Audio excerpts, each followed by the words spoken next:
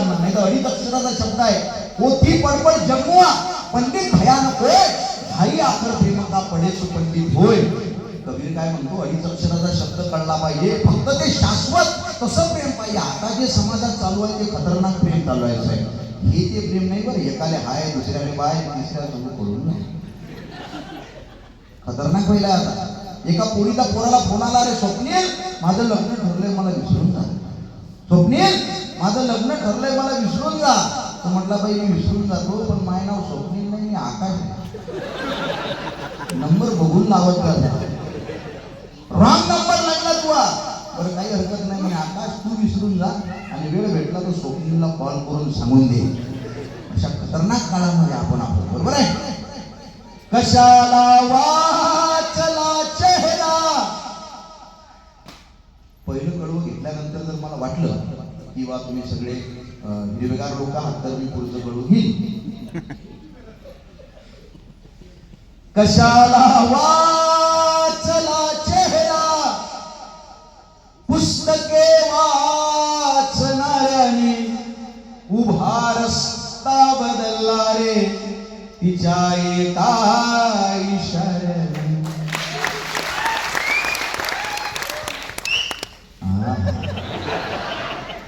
22 नाही 16. याच्यात शिट्ट्याही वाजवल्या काही लोकांनी. वा वा, गौतम पाटीलचा कार्यक्रम चालू आहे. पण महाराष्ट्रात दोनच लोकांना शिट्ट्या वाजवतात लोक, एक म्हणजे गौतमी पाटील, दुसरं म्हणजे अनंत राऊत. हे लक्षात ठेवा. आता मला घेत आहे ही कविता.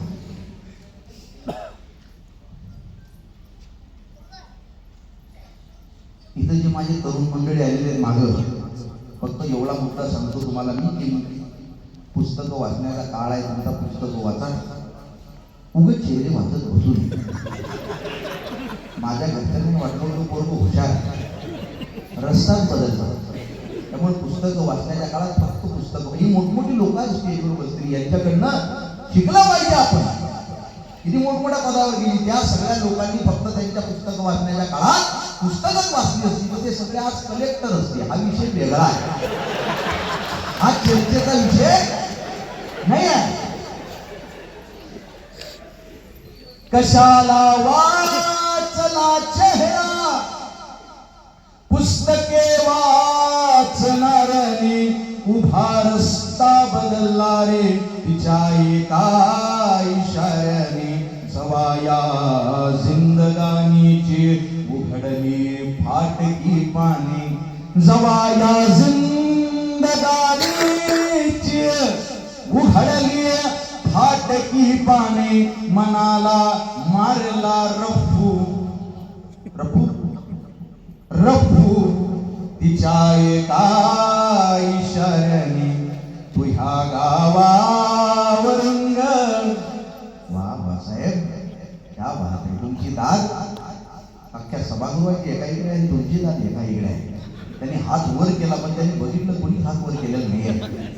पण काळजी करू नका, दुसरा टाळ्या वाजवतो का याच्यावरून आपल्या टाळ्या ठरलेल्या नाही. इतिहास आणि भूतकाळ आपला आहे, त्यामुळं आपण आपल्या मनाच्या टाळ्या वेगळ्या वाजवल्या पाहिजे. या कवितेला कोण कुठं दाद देईल सांगता येत नाही, कारण कुणाला काय या कवितेतलं झोमेल. आणि ही कविता महाराष्ट्रभर याला करोडो व्ह्यूज आहेत बरं. ही लहानपासून ज्येष्ठांपर्यंत सगळ्यांसाठी कविता आहे. राळेकर सिद्धीला अण्णा हजारे यांच्या समोर सुद्धा ही कविता मी म्हटलेली आहे, आवडलेली आहे त्यांना. या कवितेला वंशमोर होता बाकीच्या लोकांकडनं.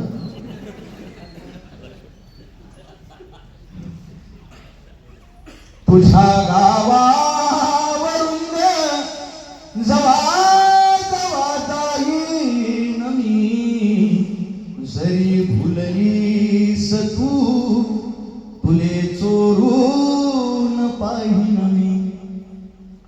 तू जो संसार थाटला. माळी साहेब बसा. सिरियल मध्ये अभिनय करणारे आमचे मित्र विनय भाऊ माळी आलेले आहेत. उशीर खूप झाला. वायातली थैली आहे, त्यांना बायकोनं पाठवलेला.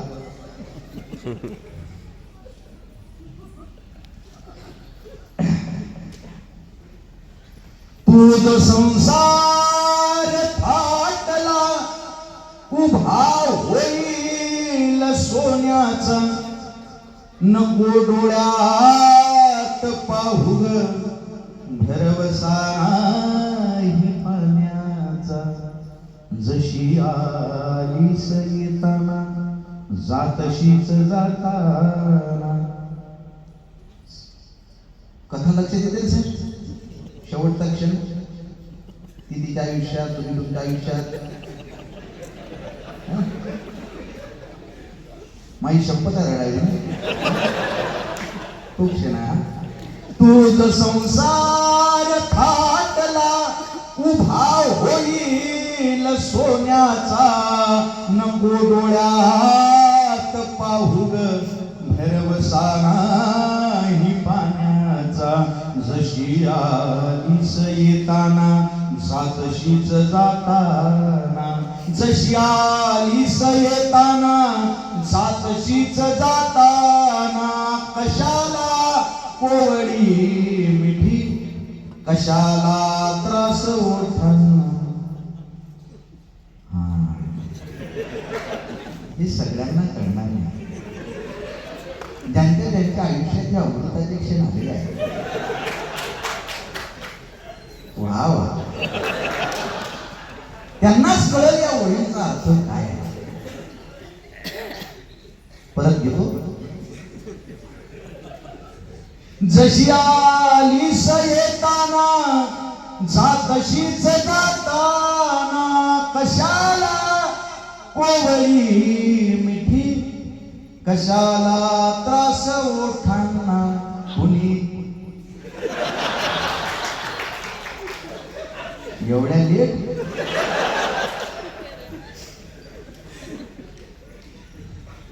खतरनाक लोक आहोत. तरी तुम्ही चांगली दिलदार लोक आहात. नाही त्या पुणे मुंबई खतरनाक लोक आहेत. सुटाफुटात लोक आपल्याकडे बसलेले असतात. तुम्ही खुर्च्या मागे रेटून घेतल्या काय? पुढे घ्या बरं, पुढे.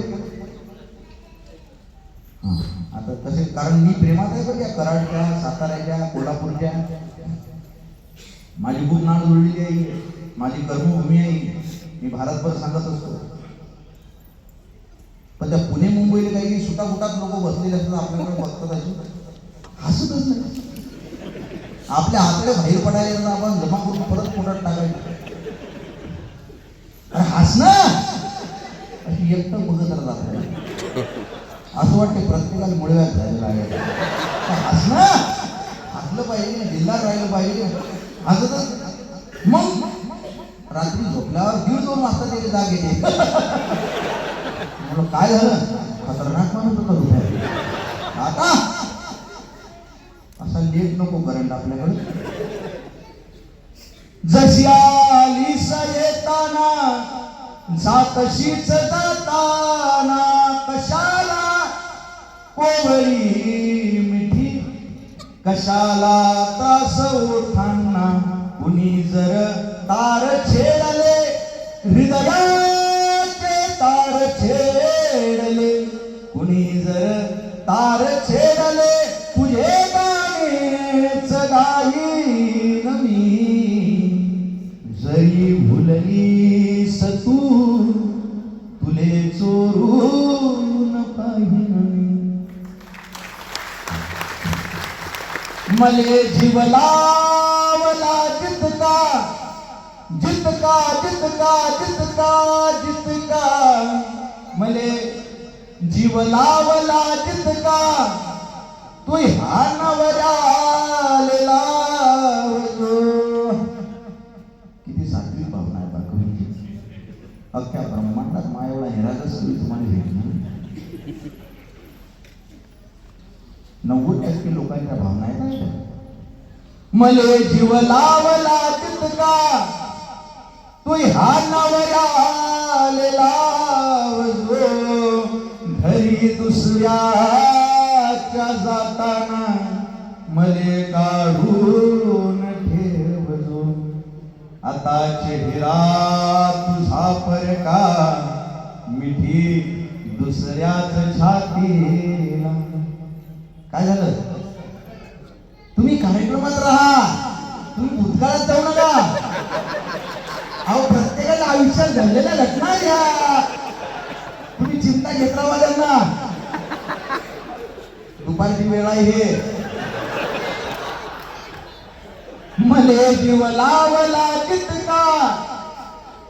त्यांच्याशी लग्न झालं का दुसरी? तू ह्या नवऱ्याला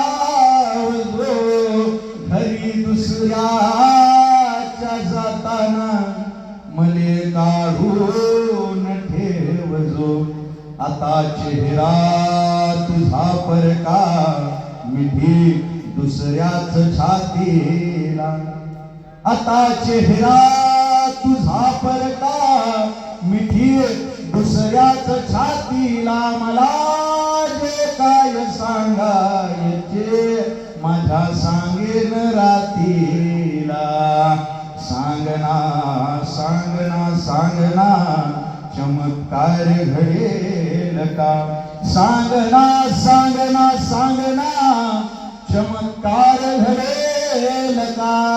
माझ्या नावाचा ठोका तुझ्या काळजात पडेल का.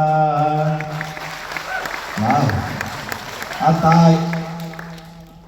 गॅलरीत लोक आहेत काय? हे वेगळं तिकीट आहे का? हे सगळे तरुण दिसतात ओरिजिनल. साऊंड बी खतरनाक. आता त्याच्याही पेक्षा सेट केला देणं. हळूहळू क्वालिटी वाढत चाललेली आहे साऊंड. बायकोचा विषय आला चांगला साऊंड झाला, प्रियेशीचा विषय आला त्याच्याही पेक्षा चांगला साऊंड झाला. त्याचा अर्थ साऊंडवाली खतरनाक आहे हेची जाणीव आपल्याला. कुठं होतो आपण? मी कुठेही गेलो तरी फिरून माझ्या कवितेवर येतो बरं का. खूप प्रेमळ कवी आहे ती. हाडाचा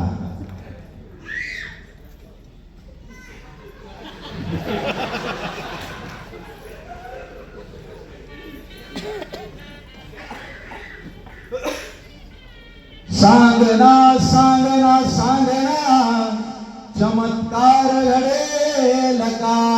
माझ्या नावाचा ठोका तुझ्या काळजात पडेल का. आता हे विश्व शब्दांचे तुला कवितेस वाहीन मी. जरी भुललीस तू फुले चोरून पाहिन मी. गरज पडणार काठीची काठीची शोध. प्रेम शाश्वत भावना ना. पण आज पोराईने विचारलं की तरुणांच्या तोंडातला शब्द असते माझं पहिलं प्रेम म्हणजे आलिया भट, माझं पहिलं प्रेम म्हणजे कॅटरीना कैफ.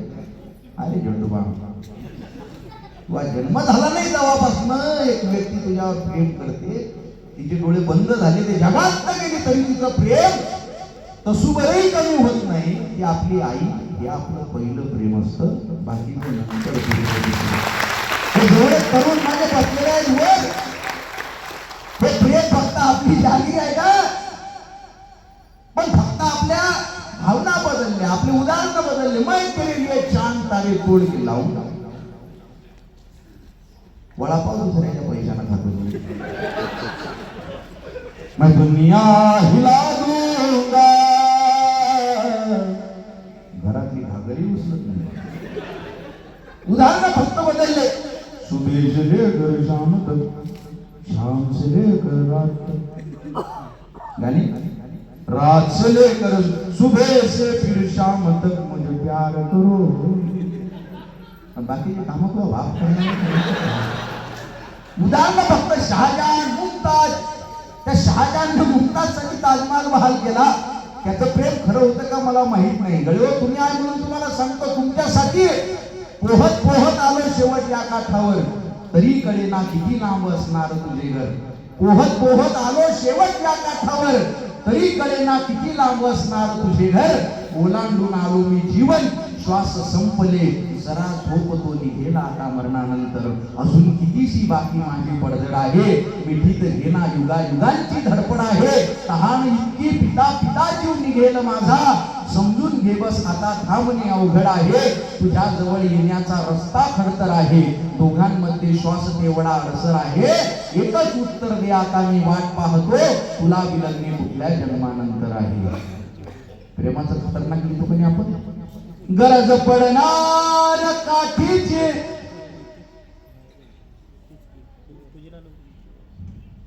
एकदम कोणी उठलं की मला असं घाबरल्यासारखं.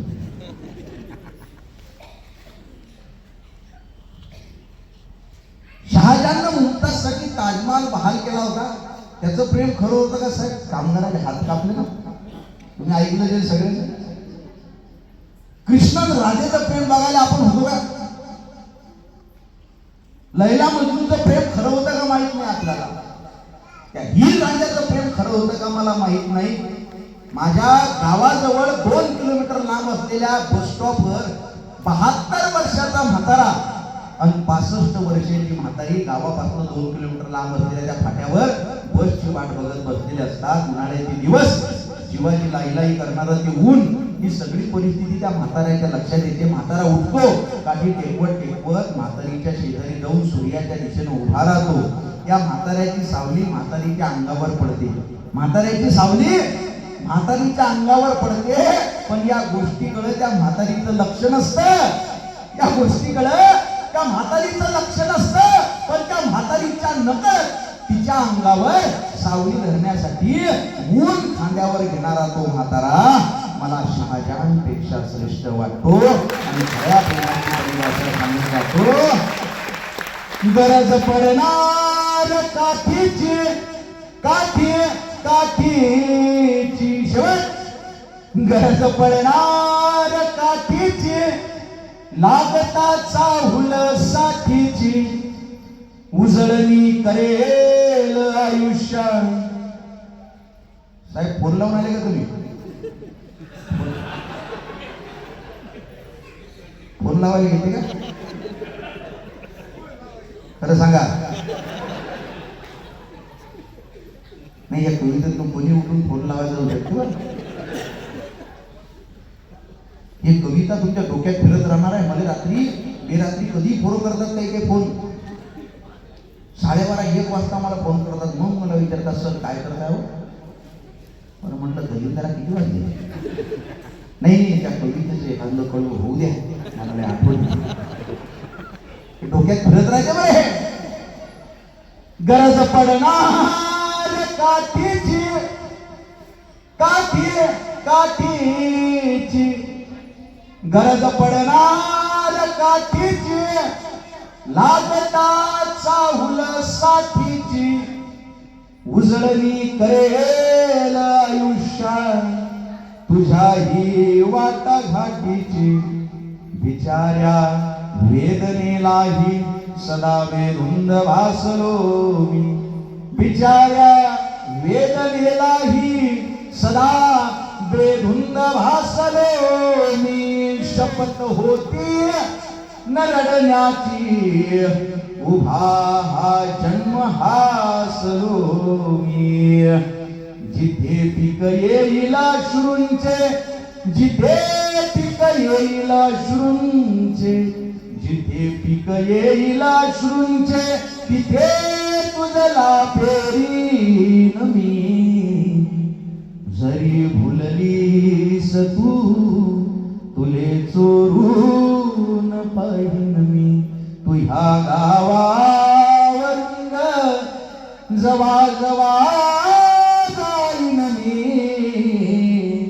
जरी भुललीस तू, तुले चोरून पाहिन मी. तुले चोरून पाहिन मी. तुले चोरून पाहिन मी.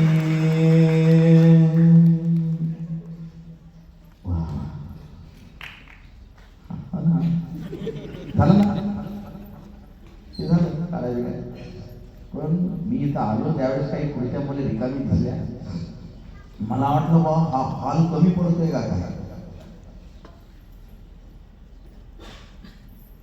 साहेब आले, जोरदार एकदा टाळ्या वाजवा साहेबांचा. आणि वैयक्तिकरित्या मी माझ्या स्टेटसला फेसबुकला आत्ताच काही ही पोस्ट शेअर केली नाही. त्याचं कारण हे आहे, पहिला माझा कार्यक्रम झाला होता तुमच्या त्या सभागृहामध्ये, यशवंतराव चव्हाण सभागृह, त्याच्यात सगळी गॅलरी बी पॅक झाली होती, बरोबर आहे का. पण देवकांत सर मला म्हटले की आमच्या सगळ्या कर्मचाऱ्यांसाठी मला हा कार्यक्रम घ्यायचा आहे आणि आमचे सगळे कर्मचारी प्रामाणिकपणानं राबत असतात, काम करत असतात, त्यांच्यासाठी विरंगुळा म्हणून हा कार्यक्रम ठेवण्यात आलेला आहे. आमचा हॉल जो आहे तो हॉल जर कमी पडला तर आमच्या कर्मचाऱ्यांना उभं राहावं लागेल. म्हणून माझी अशी इच्छा आहे म्हणे की माझा कुठलाही कर्मचारी उभा राहता कामा नये. एवढी काळजी करणारा तुमच्या युनियन मध्ये सरचिटणीस आहे. जोरदार काळजी. पण मला वाटलं होतं की 2-3 खुर्च्या त्याच्यातल्या रिकाम्या, पण तसं नाही झालं. सगळ्या खुर्च्याही भरल्या आणि मागं लोक उभी राहिली दरवाजाच्या जवळ. आणि ती उभी राहिली का नाही बघायसाठी तुम्ही सगळ्यांनी मागं बघितलं. याचा अर्थ तुमचा माझ्यावर विश्वास नाही. समाजात विश्वासच राहिला नाही मॅडम. कोणाचा विश्वासच राहिलेला नाही समाजात. त्या राजकारणी लोकांनी एवढे दलिंदर वातावरण करून टाकले. आपल्या इथं राजकारणी लोक आहेत का काही असतील तरी सुद्धा मी तुम्हाला सांगू इच्छितो, मी जी बोलतोय राजकारण एखाद्या वेळेस बोलतोय तरी, तर ते बाहेरच्या राजकारणी लोकांबद्दल आहे. आपल्या कार्यक्रमाला आलेल्या लोकांबद्दल.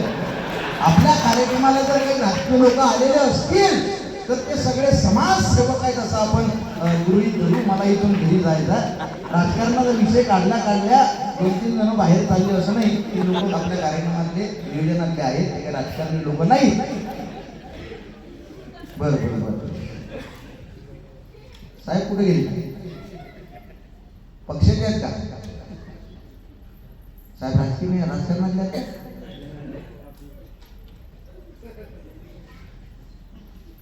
राजकीय लोक पडून जात नसतात. राजकारणावर बोलायची मला भीतीच वाटते कराडमध्ये. कारण कराड हा सगळ्यात अपडेटेड. मी महाराष्ट्रभर एवढे कार्यक्रम केले गेले, पण राजकारणाची खरी जाण असलेली लोक मला बारामती, संगमनेर, हे कराड या सगळ्या भागामध्ये विशेष करून मला आढळली बरं का. आणि ही लोक जी अशी आहेत इथली, ही जमीनदार लोक आहेत, अभ्यासू लोक आहेत, त्यामुळे ते राजकारण्यांना फार किंमत देत नाही. त्याचा अर्थ राजकारण्याने किंमत दिली पाहिजे असं नाही आहे. फक्त विषय असा झाला की मगाशी तो माझ्यावर अविश्वास दाखवला गेला. त्या रागासाठी फक्त मी हे बोललो राजकारण्यांवर. यांनी परिस्थिती फार विशेष करून, माझा राजकारणाशी संबंध नाही साहेब. देवकांत साहेब, मी खूप सामान्य माणूस आहे. मला राजकारणातलं कळतही नाही, माझा राजकारणाशी संबंधही नाही. माझं फक्त आडनावच राऊत आहे.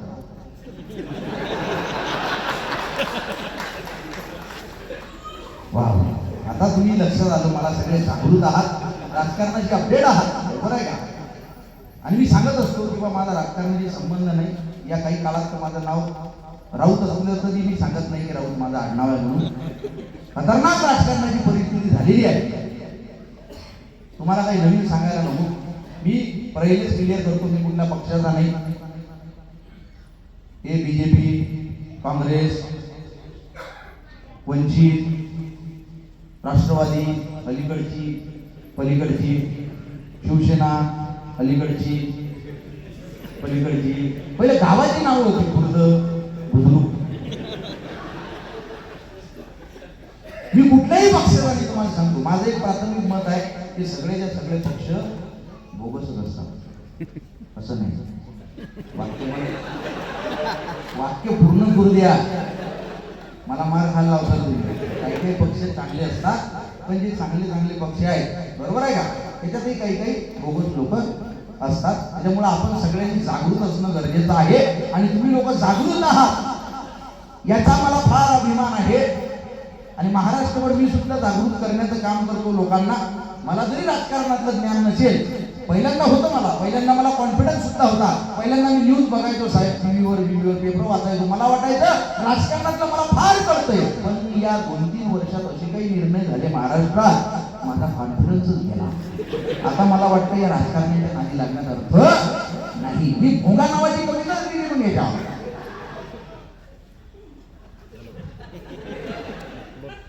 आता मला कॉन्फिडन्स नाही. तुम्हाला आहे का कॉन्फिडन्स? मी ज्याला निवडून देतो तो कधी एका पक्षात राहत नाही. खतरनाक आहे हे राजकारण. महिला वर्ग तुम्ही अपडेट आहे ना राजकारण? तुम्ही जागृत आहे का नाही? महिला वर्गाच्या टाळ्या जराशा कमी येत आहेत. तुम्ही फक्त थांबा. आता फक्त महिला वर्ग टाळा वाजवा बरं. 1 2 साडे माडे 3.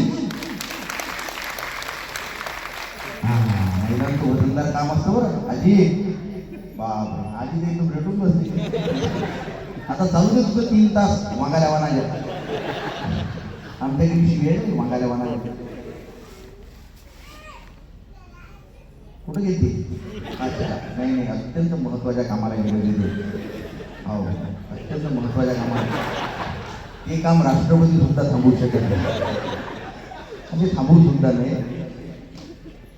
राजकारणाबद्दल चालू आहे साहेब. तुम्ही कोणा पक्षाचे नाही?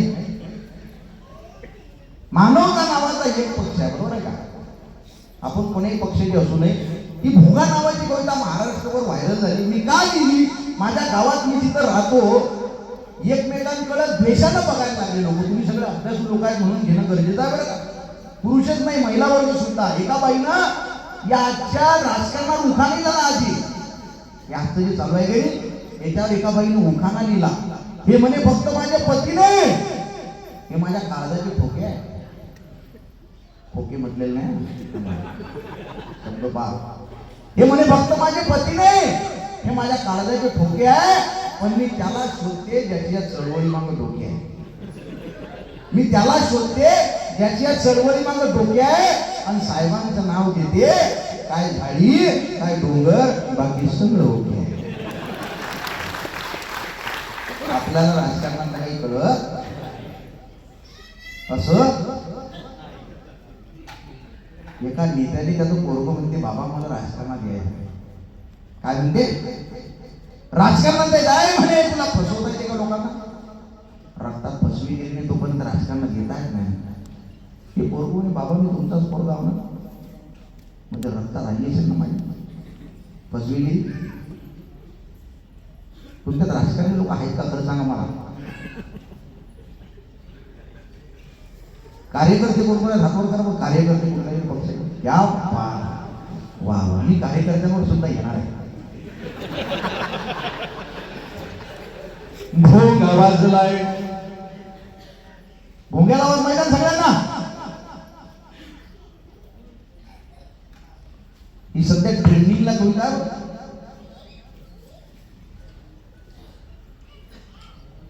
तुम्ही जागृत आहे का नाही? आणि महिला वर्गाने विचारत होते. मी ते लहान लेकरांना घाबरतो का? दुसऱ्या नंबरला मी कोणाला घाबरतो तर ते महिलांना घाबरतो. कारण तुमचं खतरनाक काम आहे.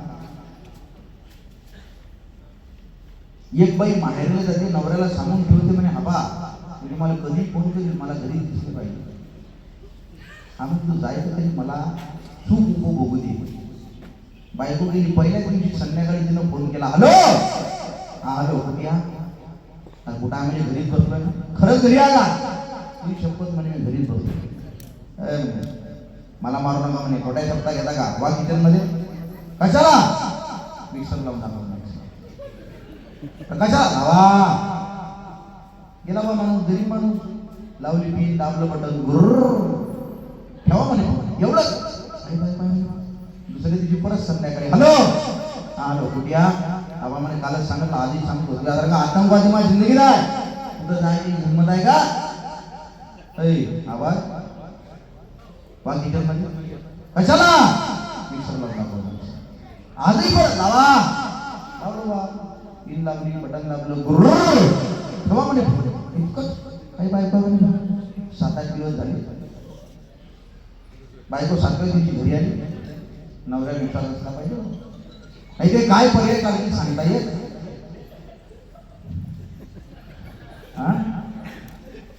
बाई आठवली दुपारीच घरी आली. बायका नवराच घरात. तिला वाटला दबाव तंत्र फेल गेलं. पिंके बाबा मला काय माहित नाही म्हणे, 8-10 दिवस झाले ते मिक्सर घेऊन कुठं हिडून राहिले. हा खतरनाक महिला वर्ग तुमचं काम आहे. होय ते दरवाजा लावून घ्या बरं. आता जर तो दरवाजा कोण उघडला तो दरवाजा आपण लावून घ्या. आत बाहेर आत बाहेर आत बाहेर. हा आता कशालाच जायचं नाही, कुठलंच महत्वाचं काम थांबू शकत नाही का ते. 10-15 मिनिटाला कार्यक्रम राहिला. हा लग्न झाले का तुमचे? झाले का लग्न? नाही करून घ्या लवकर. किती दिवस थांबता परिस्थिती वाईट आहे बरं. नाही काळजीपोटी मी सांगतो बरं का, मी म्हणजे त्यातनं गेलेलो आहे म्हणून तुम्हाला सांगतो, लवकर लग्न करून घ्या.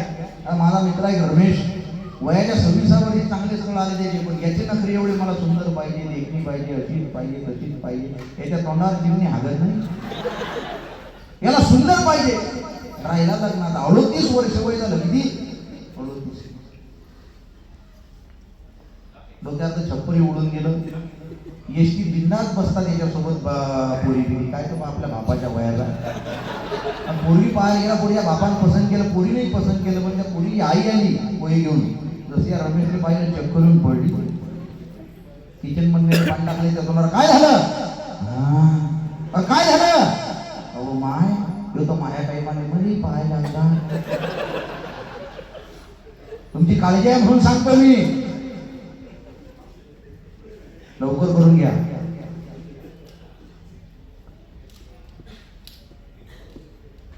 आणि तुमची दाद मला फार गरजेची आहे. तुमच्या बाजूने बोलणारा एकमेव वक्ता आहे मी महाराष्ट्रात. स्त्री पुरुष समानतेच्या गप्पा फार झाल्या, पण स्त्री पुरुष समानता पाळल्या गेलेली नाही. महिलांनी फार पुढे गेलं पाहिजे, पण घरातली सगळी कामं महिलांनीच केली पाहिजे. मुलगी फार शिकली पाहिजे, पण भांडे तिनंच घातले पाहिजे, कपडे तिनंच धुतले पाहिजे. कुठल्या ग्रंथात लिहिलेलं आहे सांगा बरं? स्वयंपाक फक्त बाहेरच केला पाहिजे. आहे का लिहिलं? म्हणून अन्याय झालाय. तुमच्या बाजूने बोलणारा हा तुमचा भाऊ आहे एकटा. इथंच नाही, मराठी भाषा शिकत असताना पहिल्या वर्गात तुमच्यावर अन्याय झालेला. मराठी भाषा शिकत असताना तुम्ही शिकला ना सगळे. पहिलं पान उघडलं मराठी भाषेचं की पहिल्या पानावर पहिलंच वाक्य, बबन अभ्यास कर, कमल पाणी कर.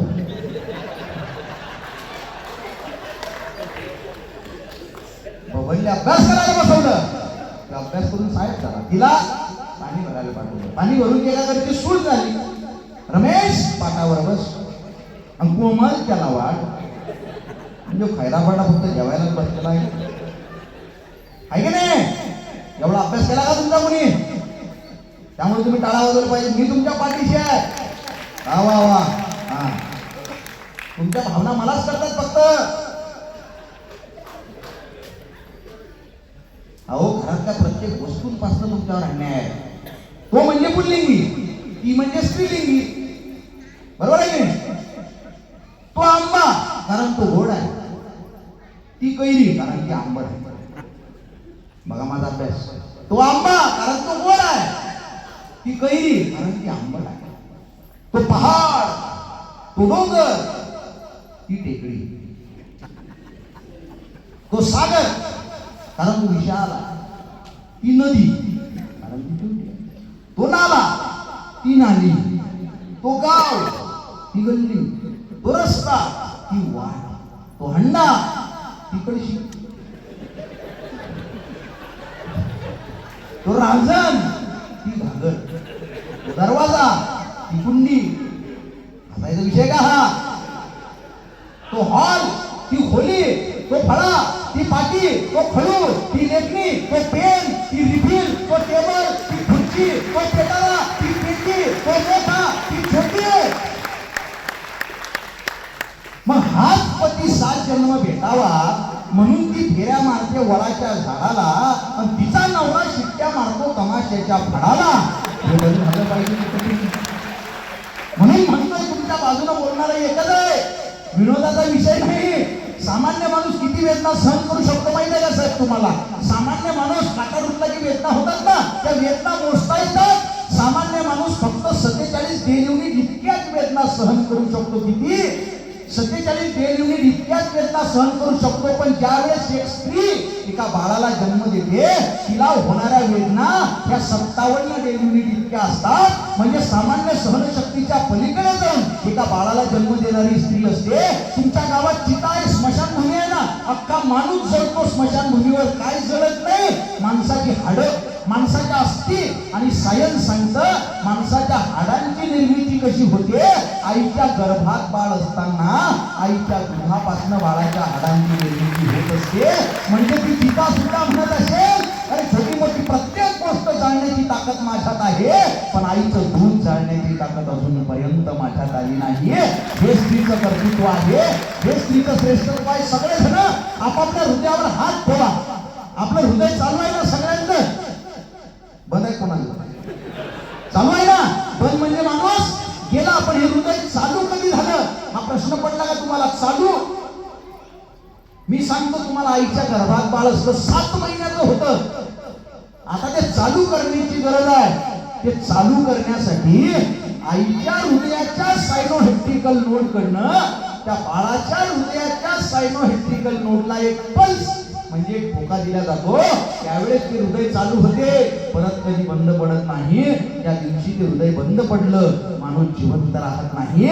म्हणजे जरी आमचा जन्म निसर्गाने आईच्या गर्भात दिला असला तरी सुद्धा आम्हाला जगण्यासाठी लागणारा पहिला ठोका आईच्या गर्भातनं उधार घ्यावा लागतो.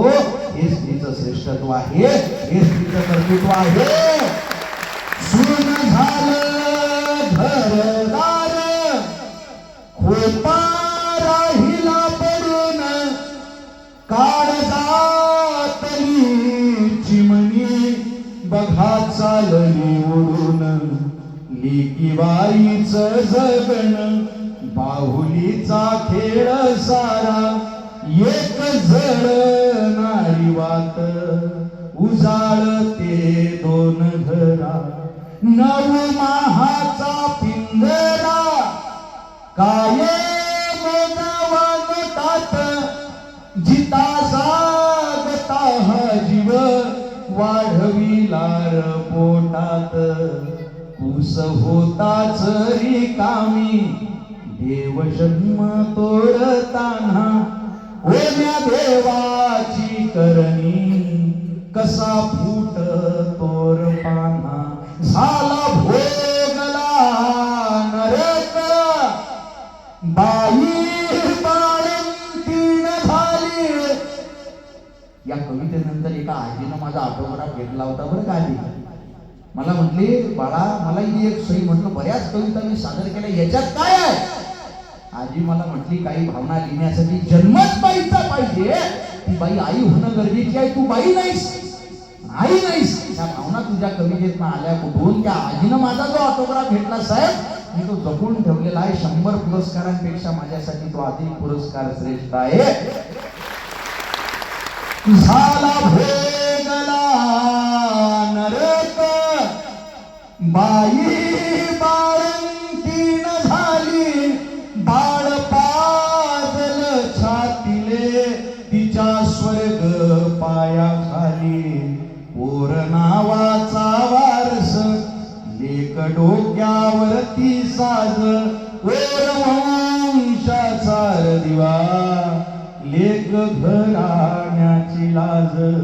जिथे कोमळ्या कळ्यांचा आज लिलाव चालतो संस्कृतीच्या मंदिराचा बघा कळस हालतो. रंगले ओठ गाल लाल बघा तापविली नार. आत्म्या विण देहांचा कसा भरला बाजार. तानाजी गडा चढला बाजी खिंडीता लढला. इतिहास हो मर्दांचा सैताना शीर भिडला. पण झाशीच्या राणीचा कसा विसर पडला. पण सावित्री माईचा कसा विसर पडला थोर जिजा माते पोटी. राजा शिवाजी घडला, राजा शिवाजी घडला, राजा शिवाजी घडला. भोंगा वाजलाय, भोंगा वाजलाय, भोंगा वाजलाय, वाजलाय वाजलाय. नेता गाजलाय, नेता गाजलाय. भोंग्याचा वाद माहिती आहे सगळ्यांना, माहिती आहे का सगळ्यांना भोंग्याचा वाद? हो का नाही?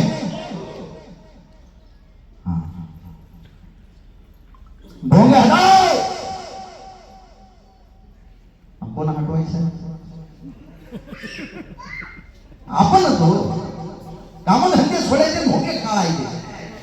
तुम्ही सगळे या महाराष्ट्राच्या प्रबोधनाच्या चळवळीमधले जी लोक हुतात्मे होते ना, इथं होऊन गेले तुमच्या या भागामध्ये. या भागाला छत्रपतींचा वारसा आहे, छत्रपती शाहूंचा वारसा आहे. हा तुमचा भाग मला प्रचंड अभिमान आहे. तुमच्या कोल्हापूर जवळ कुरुंदावाड नावाचं छोटस गाव आहे, माहित आहे तुम्हाला सगळ्यांना? तिथं 5 अशा मशिदी आहेत ज्याच्यात गणपती बसवला जातो. किती? 5. 80% हिंदू लोक मोहरम सण साजरा करतात आणि हिंदू मुस्लिम बौद्ध मिळून आंबेडकर जयंती साजरी करतात. अख्ख्या महाराष्ट्रानं उदाहरण घ्यावं असं हे छोटस गाव आहे. त्या गावात माझा व्याख्यानाचा कार्यक्रम झाला आणि खरं सांगू का तुम्हाला, हे राजकारण विजकारण हा जो प्रकार आहे की नाही, कार्ल मार्क्स म्हणतो धर्म ही अपूची गोळी आहे, त्यानं नशा होतो. सगळ्या तरुणांसाठी मी तुमचा भाऊ म्हणून तुम्हाला सांगतो, ज्या समाजामध्ये पहिल्यांदा आपल्या आई वडिलाची, आपल्या करिअरची काळजी करायला जाओ. आपल्या बापाशिवाय कोणता देव नाही, आपल्या आईशिवाय कोणता देव नाही. बचपन से जिस खुदा को ढूंढता रहा आखिर वो मिला क्यों नहीं, ये सवाल आज तक खटक रहा है. बचपन से जिस खुदा को ढूंढता रहा आखिर वो मिला क्यों नहीं, ये सवाल आज तक खटक रहा है. एक दिन उसी मंदिर से आवाज आई, अबे माँ तो तेरी घर पर है, तू यहाँ कहाँ भटक रहा है. माँ तो तेरी घर पर है. मंदिरात देवळात कोणता देव आहे का? मशिदीत अल्लाह आहे का? चर्च मध्ये येशू नाही. विहारात खऱ्या अर्थानं बुद्ध तुम्हाला सापडत नाही. ही सगळी लोक आतून तुम्हाला बाहेर काढावी लागतात. त्यामुळे देवळात मशिदीत इकडे देव शोधत बसू नका. बऱ्याच दिवसाने एक मला मित्र, माझा मित्र भेटला, 10-12 वर्षानंतर भेटला. कॉलेजचा अचानक भेटल्या आम्ही दोघांनी हस्तांदोलन करत केलं, मिठी मारली एकमेकाला, बऱ्याचशा गप्पा झाल्या. मी सहज अजय त्याला विचारलं, कारण म्हटलं आई कुठे आहे, आई कशी आहे? डोळ्यात पाणी आलं त्याच्या. काळजाचे कान करून ऐका गळो. काय म्हणे? डोळ्यात पाणी आलं त्याच्या. म्हणे आई माझ्याकडे नसते रे म्हणे, वृद्धाश्रमात असते. तुला माहित आहे म्हणे, मी शहरात राहायला आलो पुण्यात आणि घरात जरा फ्लॅट मध्ये जागा कमी असते म्हणे, म्हणून तिला वृद्धाश्रमात ठेवले. परवा वाढदिवस होता म्हणे तिचा, मी तिला भेटून आलो. मग त्याने मला विचारलं, तुझी आई तुझ्याकडेच असते ना? तुझी आई तुझ्याकडेच असते ना? माझे डोळे भरले, कंठ गैवरला. मी त्याला एकदा वर बघून म्हटलं, गड्या अजून तरी मला ईश्वराने एवढं मोठं केलं नाही रे. माझी आई माझ्याकडे नसते, जन्म झाल्यापासून मीच माझ्या आईकडे असतो. या मायबापासाठी जरा तर राजकारणी लोक कोणी कोणाचे नाहीत बरं का. मी कुठल्या पक्षाचा विरोधक नाही, प्रेमानं सांगतो, मनापासून सांगतो. महाराष्ट्रभर प्रबोधनाचे कार्यक्रम आम्ही करत असतो आणि ते याच्यासाठीच करतो की समाजातल्या तरुणांना हा सल्ला जाणं गरजेचं आहे. पहिल्यांदा करिअर करा. राजकारणात उतरलंच पाहिजे. राजकारण गटार आहे म्हणून सोडून देऊन चालत नाही. ते साफ करणं आपलीच जबाबदारी. आपण त्याच्यात उतरून ते साफ केलं पाहिजे. परंतु हे करत असताना आपण स्वतःच्या पायावर उभं असलो पाहिजे. तुम्ही सगळे दिसताय मला वर, म्हणून मला खऱ्या अर्थानं राहत नाही गळे हो. या नेत्यांच्या नादी लागू नका, हे कोणाचेच नाही. मगाशी सांगायचं राहिलं की नेत्याचं पोरगं म्हणते, बाबा मला राजकारणात यायचं आहे. म्हणजे तुला फसवता येते का? तोवर रक्तात फसवेगिरी नाही, तोवर राजकारणात घेता येत नाही. हे पोरगं म्हणते, बाबा मी तुमचंच पोरगा म्हणून. म्हणजे फसवेगिरी आली नाही शास्त्र नको, तुला राजकारण कळणार नाही. नाही म्हटलं मला राजकारण शिकायचं म्हणजे शिकायचं आहे. असं का? चाल म्हणे तुला राजकारण शिकवतो. त्याला शेतात नेतो, म्हणता आंब्या झळा चढ. आता म्हटलं वरनं उडी मार, पडल ना म्हणे, लागल ना, मला काळजी करू नको म्हणे, मी खाली उभा राहायचो तुला पकडतो. पकडसाल ना म्हणे बाबा, अगं म्हणे विश्वास ठेव माझ्यावर, मी बाप आहो तुला. हे पोरगं वरनं उडी मार. यो नेता पक्षप्रमुख झाडाखालून बाजूला सरक किंवा आदत गुन्हावर रडता रडता म्हणताय बाबा विश्वासघात केला तुम्ही, मला पकडलं नाही. अगं म्हणजे राजकारणात हा पहिला झाला आहे ना. राजकारणात स्वतःच्या बापावर विश्वास ठेवायचा नाही.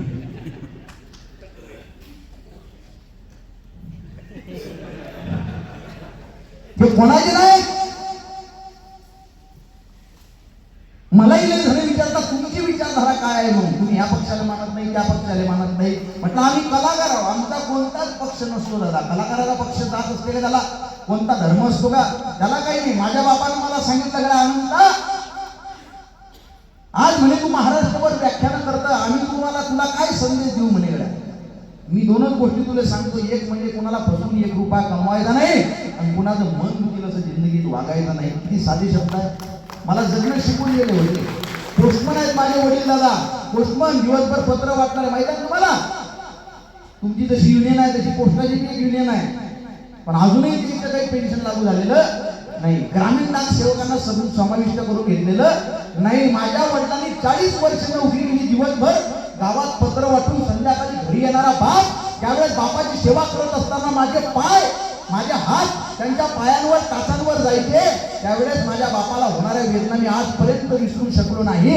म्हणून माझ्या बापाला सोडून मी जगात कधीच कोणाला घाबरलो नाही. माझा रस्ता हा कधीच चुकला नाही. त्यामुळे आपल्या मायबापाच्या पलीकडे कोणत्याच नेत्याला आपला बाप बनवू नका. आपले बाप ठरलेले असावे, वैचारिक बाप आपले असले पाहिजे. मी फार वेळीच्या गेटापासून बोलतोय, एवढे मलाही विचारलं लोकांनी तुम्ही कोणते विचारायचे आहे म्हणे. मग अबे म्हटलं मी कट्टर शिवसैनिक आहे, मी कट्टर शिवसैनिक आहे, पण मी असा शिवसैनिक आहे बाबासाहेब छत्रपती शिवाजी महाराज आणि मी असा शिवसैनिक आहे. छत्रपती शिवाजी महाराजांनी मी, आमच्यामध्ये तिसरा कोणी नाही. मी कट्टर भीमसैनिक आहे. खरंच आहे बरं का, कट्टर भीमसैनिक आहे, पण मी असा भीमसैनिक आहे. बाबासाहेब आंबेडकरांनी मी, आमच्यामध्ये तिसरा कोणी नाही. आणि मी खरा आस्तिक आहे. तुम्हाला वाटत असेल देवळात देव नाही वगैरे, हे नास्तिक आहे.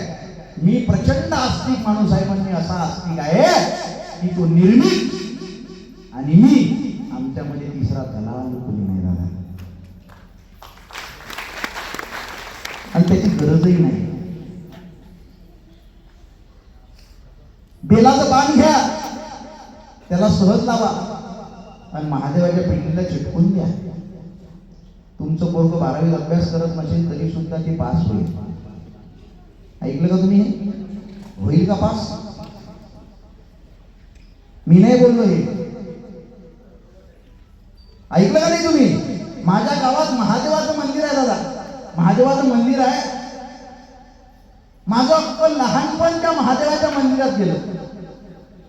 त्या महादेवाच्या पिंडीच्या जवळ, कारण ते हिमाळपंथी मंदिर आहे, खूप जुनं मंदिर आहे, त्याच्यात अंधार असतो आणि त्यावेळेस लय असायचा, त्याच्यात गाभाऱ्यात त्याच्याही पेक्षा जास्त अंधार. पण त्या महादेवाच्या जवळ बसून मी खूप कविता केल्या, बऱ्याच कविता महादेवाला ऐकवल्या, पण महादेवाने एकाही कवितेला नाव नाही ठेवलं माझ्या. आमची फार मोठी मैत्री आहे. पण एक बाबा आमच्याकडे येऊन गेला, एक लोटा जल सब समस्या का हल. जे बाहेरनी गर्दी केली त्या मंदिरात, मंदिर जाम करून टाकले. 70,000 लागले पाणी काढायला त्या मंदिरात. आता मंदिरात गेलो तो कायम तिथं दर्शन घ्यायला कोणतरी असते. माझ्या मित्राची माझी ताटातूट झाली. धर्म समजून घेणं गरजेचं आहे. तुकोबाराय म्हणतात, एका बीजा केला नास मग भोगिले कणीस. एक कणीस जर भोगायचं असलं ना, तर एका ज्वारीच्या दाण्याला मातीमध्ये स्वतःला नष्ट करून घ्यावं लागतं. फुकटात काही भेटत नाही. मी नाही बोललो, हे आपले तुकाराम महाराज बोलले. शेवटचा मुद्दा तुम्हाला सांगतोय हा. तुकाराम महाराज बोलले, शेंद्राचे दैवत केले नवस बोले तयासी. 900 कन्ये पुत्र होती, कन्ये का करणे लागे पती. 900 पोरं बाळ झाली असती तर नवऱ्याची गरज काय असती, हा प्रश्न विचारणारे जगद्गुरु तुकोबाराय आहे. मी विचारला प्रश्न हा, ऐसे कैसे झाले बंधू कर्म करुणी म्हणती साधू, अंगी लावून या राख डोळे सांगून करती बाप, लावणी वैराग्याची कळा भोगती विषयांचा सोहळा, तुका म्हणे मैंद्य नाही त्यापाशी गोविंद. तुकोबारायांनी विरोध केला नाही या सगळ्या गोष्टीला. म्हणून आपण सगळ्यांनी फक्त दुर्दैव हेच झालं की आम्ही आमचा तुकाराम विसरलो आणि त्या आसाराम जनाला लागलो. जेलमध्ये झाला तो, है की नाही?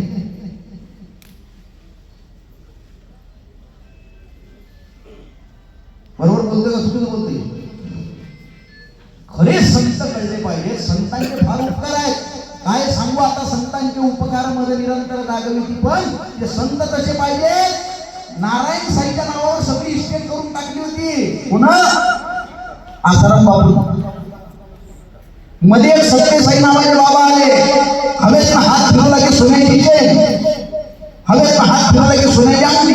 आणि त्याचे फॅन मोठे राजा सचिन तेंडुलकर, अमिताभ बच्चन सारखे. अमिताभ बच्चन दर्शनाला आला, हात फिरवला, बाबांना अंगठी काढली. सचिन तेंडुलकर हवेत हात फिरवला, सोन्याची चेन काढली.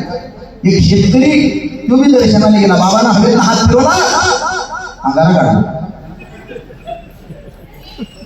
अंगारीची गरज आहे शेतकऱ्याला.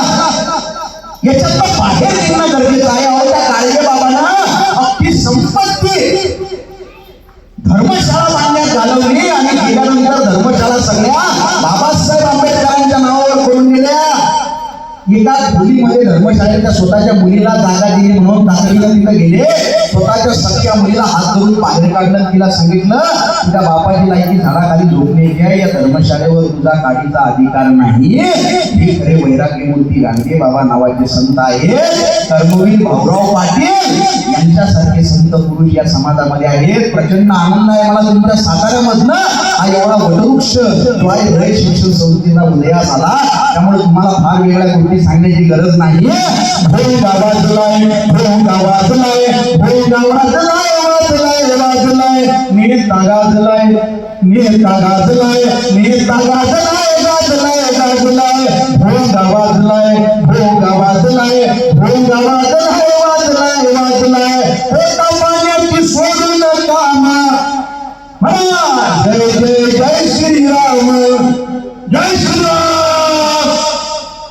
अरे काय झालं?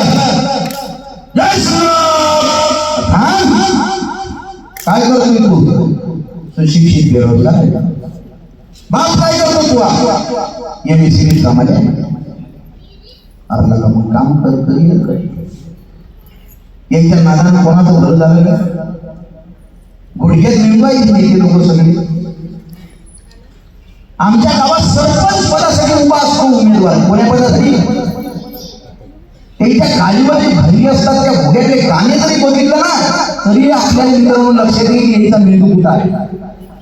सरपंच पदासाठी उभा असतो त्याच्या भोग्यात गाणं असते, तुमच्या राजाला साथ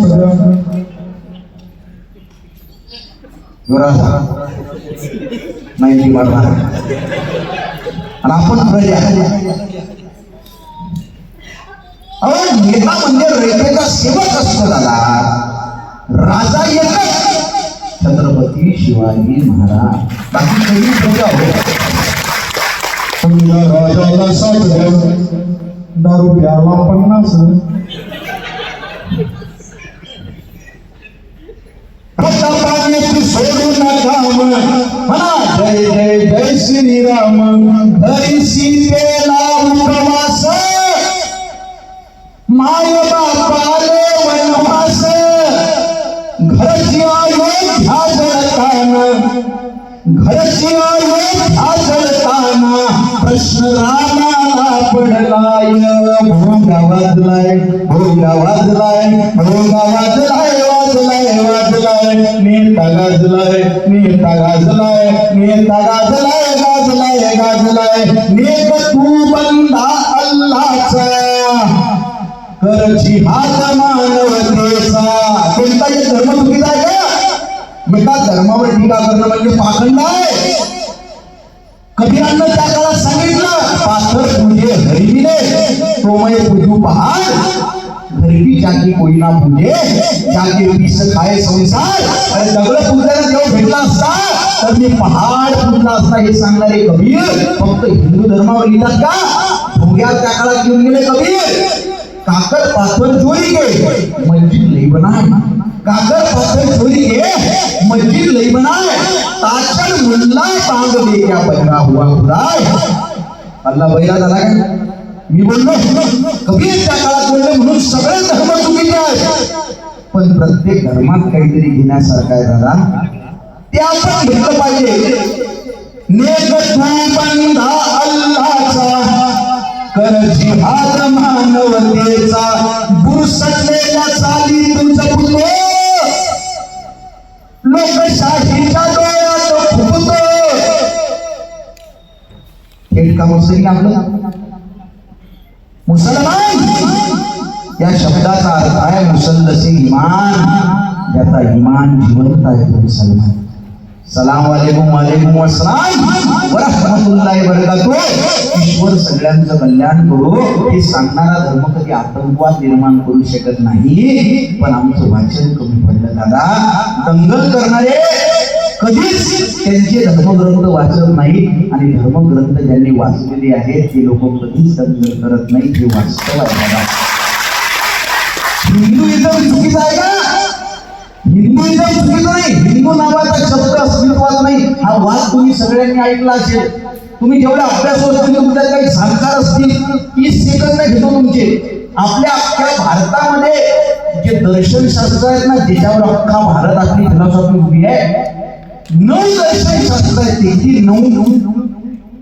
त्याच्यातले 6 आस्तिकवादी आहेत आणि 3 नास्तिकवादी आहेत. नास्तिकवादी म्हणजे वेदांना प्रमाण मानतात ते आस्तिकवादी. जे वेदांना प्रमाण मानत नाही ते नास्तिकवादी. नास्तिकवादी मध्ये बुद्धिझम जैनिझम 4 आणि आस्तिकवादी जे 6 आहेत त्यांनी त्यातल्या 5 तर लुप्त झाल्या. शंकराचार्य माहिती आहे का तुम्हाला सगळ्यांना? त्यांनी सगळ्यात मोठा अद्वैताचा सिद्धांत सांगितला. अद्वैताचा सिद्धांत म्हणजे काय? ज्यांना हिंदू धर्मावर अभिमान आहे त्यांनी सांगायचं. अद्वैताचा सिद्धांत म्हणजे तू मी हेच नाही, एकदम सतत विप्रा वेदांती मार्ग भिन्न असतील तरी सुद्धा सत्य शेवटी एक आहे हे सांगणारा धर्म सुद्धा कधीही वर्ण व्यवस्था जाती व्यवस्थेला थारा देऊ शकत नाही. पण आम्हाला पडत नाही. राष्ट्रसंत तुकडोजी महाराजांनी हिंदू धर्माची व्याख्या सांगितली. हिंदुत्व नहीं है वेशभूषा, ना रंग है, ना जात है, ना पंथ है, ना पक्ष है, ना और कोई बात है, यह सत्य है, निज तत्व है, स्वयं प्रकाश नित्य है, जिस पर खड़ा यह विश्व है, वही सच्चा हिंदुत्व है. कळणं गरजेचं आहे ना. नेक बंधा अल्लाचा कर जिहाद मानवतेचा, बुरसटलेल्या चाली तू जपतो, लोकशाहीच्या डोळ्यात फुटतो. बाहेरून विषाचा पेला, बाहेरून विषाचा पेला, कट्टरपंथी आणि तुला पाजलाय. भोंगा वाजलाय, भोंगा वाजलाय, भोंगा वाजलाय, वाजलाय वाजलाय. नेता गाजलाय, नेता गाजलाय, नेता गाजलाय, गाजलाय गाजलाय. आम्ही भीमाची लेकर तरी अशिक्षित आमची घर. बाबासाहेब आंबेडकरांचा विजय पुस्तक तुझ्या घरात एकही नाही. काय शिकला तू? मी शिकलोच नाही. पोरगा त्यालाही शिकवलं नाही. नाही हो, शिका, संघर्ष करा, संघटित व्हा. हा मंत्र देताना बाबासाहेब आंबेडकरांनी सगळ्यात पहिला शब्द साहेब वापरलाय शिका. ज्या माणसाचं आयुष्य पुस्तकांच्या सानिध्यात गेलं. मध्यरात्री पुस्तकं वाचणाऱ्या बाबासाहेबांना एका मित्रानं प्रश्न विचारला, अख्खं जग झोपलं बाबासाहेब, तुम्ही कधी झोपाल? बाबासाहेब आंबेडकरांचं उत्तर होतं, रे पिढ्यानं पिढ्या आमचा समाज झोपलेला होता, त्याला जागं करायचं असेल तर कुणीतरी सांगलं पाहिजे. हे बाबासाहेब आम्हाला कळले असतील तर आमची पुस्तकांची मैत्री पाहिजे दादा. तरी अशिक्षित आमची घर, आम्ही आरक्षण उराशी जपले, गेलो विसरून आंबेडकर. आम्ही आरक्षण उराशी जपले. आंबेडकरांना विसरून चालते का? प्रत्येक जाती धर्मासाठी लढला बरं माणूस. वर्गाच्या बाहेर बसवलं दादा, वर्गात बसवलं तर जिकडे चपला घालतात तिथं बसवलं. भारताचं संविधान दिलं त्या माणसानं, सांगणं गरजेचं आहे दादा. जर्मनीमध्ये हिटलर नावाचा माणूस, त्याच्या पिढ्यावर अन्याय झाला, त्यांना शस्त्र उचललं, 80 लाख लोक मारली. बाबासाहेब आंबेडकरांच्या सुद्धा पिढ्यांवर अन्याय झाला, या माणसानं शस्त्र उचललं नाही, लेखणी उचलली आणि या भारतातल्या सगळ्या लोकांसाठी अधिकार त्या संविधानात लिहून ठेवले. फार मोठा विषय आहे बरं. वेशीवरच्या पाचोळ्यातून, वेशीवरच्या पाचोळ्यातून मशाल पेटवली, बाभिमान लेकरांसाठी तो हयात घालवली. वर्गाच्या बाहेर बसला तरी शिकलासी, फळ्यावरून अक्षरे उतरली आली तुझ्या चरणासी. संविधान दिलं ना. माझा आबिद नावाचा मित्र इतकं सुंदर लिहितो, कोई चिल्लाकर कोई चीख कर चला गया, कोई जिंदगी का सबक सीख कर चला गया. एक लड़का स्कूल के बाहर बैठकर इस भारत की तकदीर लिख कर चला गया. वर्गाच्या बाहेर बसला तरीही शिकलासी, फळ्यावरून अक्षरे उतरली आली तुझ्या चरणासी. त्याच अक्षरांवर देशाची, त्याच अक्षरांवर देशाची घटना अवतरली.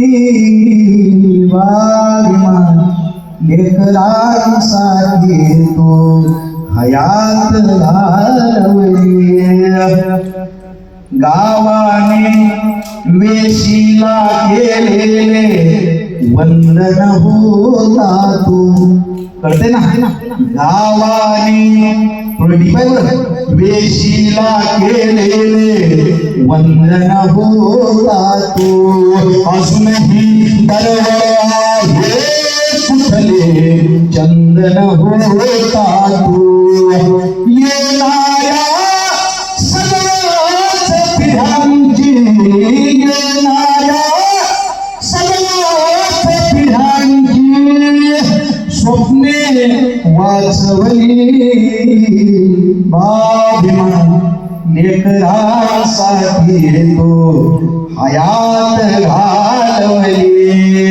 जिथे जिथे तू शिकला ते सगळे मान तुला देती. जिथे तू शिकला देश ते सगळे मान तुला देती. तुझ्यामुळे ही जगास कळली बुद्धाची धरती. भारत रत्न बहुमानाची, भारत रत्न बहुमानाची उंची वाढवली. बाभिमान लेकरांसाठी तो हयात घालवली. जातीवर चिखला मधली नौका सोडवली. बाभिमान लेकरांसाठी तो हयात घालवली, हयात घालवली. र बाबा स्वप्ने वाचवली. आम्ही भीमाची लेकर तरी अशिक्षितांची घर. मी कुठे गेलो तरी कवितेवर येतो बरं. आम्ही भीमाची लेकर तरी अशिक्षितांची घर. आपण सोडलो कुणाला नाही. सगळ्या धर्मावर एक कळवा आहे. त्यामुळे महाराष्ट्रातल्या प्रत्येक नेत्याच्या मोबाईल मध्ये आपली कविता आहे बरं दादा. तुम्हाला वाटत असेल ही कविता कुठल्या एका फक्त काय झालं, सुरुवातीला पत्रकारांनी आपले 2च कविता व्हायरल केले होते. आता ती सगळी कविता व्हायरल झाली महाराष्ट्रात. आम्ही भीमाची लेकर तरी अशिक्षितांची भर. आम्ही आरक्षण उडाशी जपले गेलो विसरून आंबेडकर आम्ही आरक्षण उराशी जपले गेले विसरून बॅरिस्टर भीम डोक्यात घ्यायचा होता भीम डोक्यात घ्यायचा होता भीम डोक्यावर घेऊन नाचलाय भोंगा वाजलाय भोंगा वाजलाय भोंगा वाजलाय वाजलाय वाजलाय नेता गाजलाय नेता गाजलाय नेता गाजलाय गाजलाय गाजलाय नेता गणेशा नाही रे कुणी सगळे एकाच माळी रे म्हणी हे पक्ष माझा आहे हे पक्षप्रमुख माझा आहे याचे विचार माझे विचार दंडोबा आहे तो आपला कुणी नाही मित्र लक्षात ठेवा बरं आपला या पक्षाकडे याची मुलगी त्याला दिलेली आहे तो त्या पक्षात त्याचा जवई आहे एकमेकांचे नातेवाईक आहे संध्याकाळी एकाच टेबलावर बसतात जेवायला सगळे नेते देतात असं नाही म्हणून कार्यकर्ते कोण होते मला झाकून करायला हा वा नाही कार्यकर्ते म्हणजे माझ्या आयुष्यात मी बघितलेल्या सगळ्यात इमानदार लोकांपैकी एक आहे सगळ्यात निरागस लोक असतात त्यांना वाटतं पक्ष आपल्याच खांद्यावर उभा आहे पण नेता कधी कोण्या पक्षाला बिनशर्त पाठिंबा देईल आणि कार्यकर्त्यावर जीव द्यायची वेळ सांगता येईल मी कुठल्याही पक्षाचा नाही बरं पण भीमीच्या देटापासून का बोलतोय मी हे कार्यक्रम झाल्यानंतर दादा आमदाराचा कार्यक्रम होता कार्यक्रम झाल्याला मी चहा घेत असताना एक पोरगा चहा घेऊन आला मला ओळखली त्यानं करून तालुक्यातल्या सगळ्या तरुणांची जबाबदारी याच्या खांद्यावर आहे म्हणे वाघ आहे आमचा वाघ जोरदार टाळ्यांनी मॅडमला निरोप द्या एकदा टाळ्या काय म्हणे वाघ आहे आमचा वाघ तरुणांच्या तालुक्यातल्या सगळ्या तरुणांची जबाबदारी त्याच्या खांद्यावर आहे म्हणे आणि वाघ चार जण आलेला वाघ विरोधाभासी तो गेल्यानंतर मला बोलत त्याला सांगितलं म्हणजे पैशाची सुरुवात जो गरजेची असते म्हणे आनंदा भाऊ त्याचे पाळून ठेवायला लागतात जवळ खोटा बोलत नाही आपण नेता रेंजेचा नाही रकुणी सगळे जगाच माळीचे म्हणी कधी पक्षानं तत्व बदलतील याची देवाला नाही रहमी कुंकू एकाच्या नावाचं माती कुंकू एकाच्या नावाचं माती गर्भ दुसऱ्याच्या नावाचा धरलाय भोंगा वाजलाय भोंगा वाजलाय भोंगा वाजलाय वाजलाय वाजलाय नेता गाजलाय नेता गाजलाय नेता गाजलाय गाजलाय गाजलाय राम भीमाना अल्लाह हसतो गावी एकाच ताटात बसतो आमच्या भुकेला धर्मच नसतो धर्म दिल्लीत खतऱ्यात असतो गावात जाती जाती धर्मात भांडणार का मी त्या गावात राहतो माझ्या घरापुढे मुदस्सीर नावाचा मुसलमान समाजाचा मित्र आहे माझा जीवलग मित्र आहे सुशील दामोदर सागर दामोदर बौद्ध समाजाचे मित्र आहे खडू मातंग समाजाचा आहे गुलाबशाह सिकंदरच्या फकीर समाजाचे मित्र आहेत आम्ही एकामेकाला हात धरून शाळेत गेलो एका डब्यात जेवलो आम्हाला कधी एकमेकांची भीती वाटली नाही साहेब दिल्लीवरून आज आम्हाला कोणीतरी सांगतं धर्म खतरे में मग आम्हाला वाटतं गावात मुसलमानांची संख्या वाढली आहे लोकशाही धोक्यात आलेली आहे का धोक्यात फक्त राजकारणी लोकांची सत्ता असते आणि वो मंदिर का प्रसाद भी खाता है मस्जिद की खीर भी खाता है वो भूखा है साहब उसे मतलब कहाँ समझ में आता है उपाची माणसाचा भाकरीपेक्षा मोठा धर्म नसतो राम भीमाना अल्लाह हसतो गावी एकाच ताटात बसतो आमच्या भुकेला धर्मच नसतो धर्म दिल्लीत खतऱ्यात असतो यांची यशीनं फिरत्यात पोर यांची यशीनं फिरत्यात पोर आमच्या मळ्यावर धर्म वाजलाय, भोंगा वाजलाय, भोंगा वाजलाय, भोंगा वाजलाय, वाजलाय वाजलाय, नेता गाजलाय, नेता गाजलाय, नेता गाजलाय, गाजलाय गाजलाय, भोंगा वाजलाय, भोंगा वाजलाय, भोंगा वाजलाय, वाजलाय वाजलाय. दिसते खूपच वेळ झाला नाही.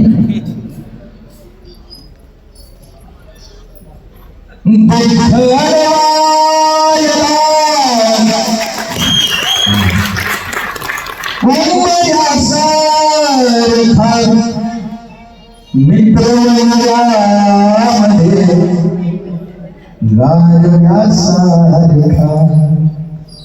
कार्यक्रमाचा समारोप आलेला आहे.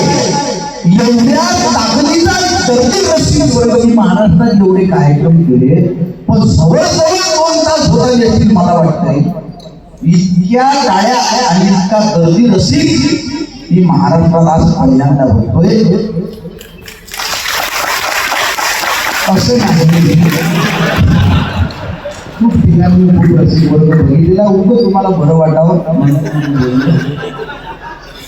पण कार्यक्रमाचा शेवट आलेला आहे. मी चांगला कमी तुमच्या राशीला लागलेला आहे म्हणून मी थांबणार आहे, नाही तर मी थांबत नसतो. बरं मी काय कोणताच कधी थांबत नाही. मी आता झालं 2 मिनिटात थांबणार आहे, नाही तर एका ठिकाणी कवी संमेलनाने गेले दादा थोडं आमचे कवी 3 तासाचा कार्यक्रम होता, 6 तास झाले कवी थांबले.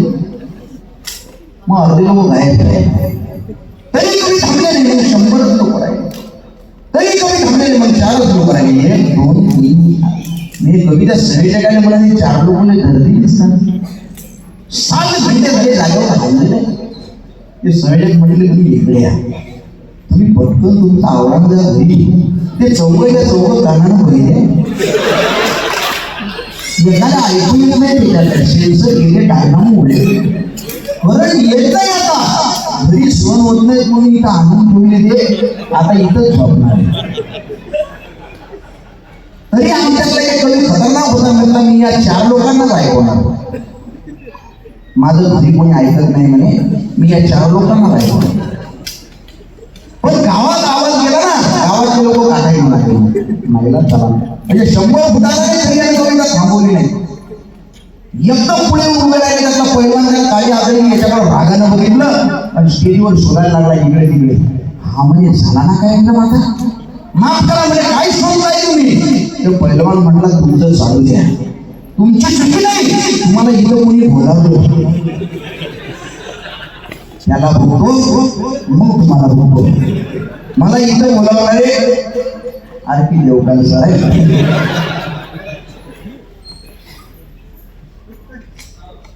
कविता चांगल्या येते ना आपल्या.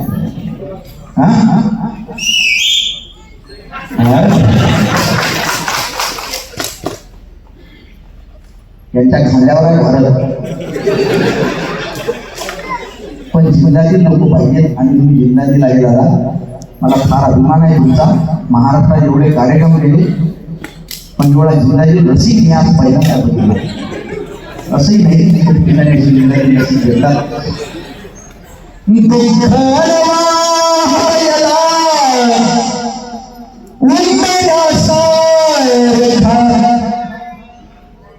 याला अंदर ज्याला जसं वेळ भेटलं जशी जागा भेटली तसा तो बसलेला आहे. विंगेत पण काही लोक उभे आहेत. आपण एसी मध्ये बसून मातीच्या कुशीतल्या गप्पा करणारे कवी नाही बरं का दादा.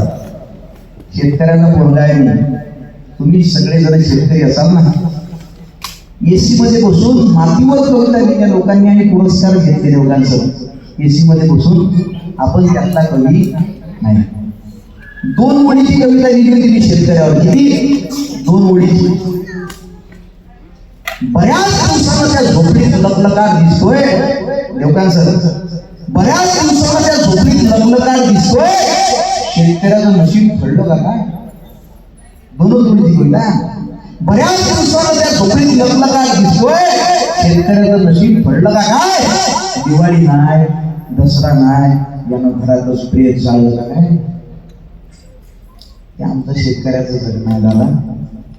आणि ज्यानं एसी मध्ये बसून मातीच्या गप्पा केल्या त्याला सुद्धा आपण सोडलं नाही, त्याच्यावर सुद्धा दोन ओळी लिहिल्या.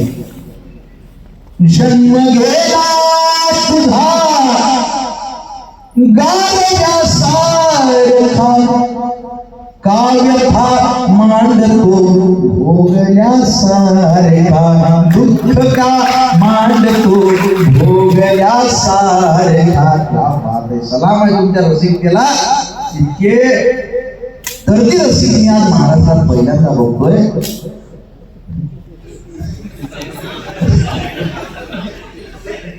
जन्म गेला तुझा गाण्यासारखा काव्यथा मांडतो भोगल्यासारखा.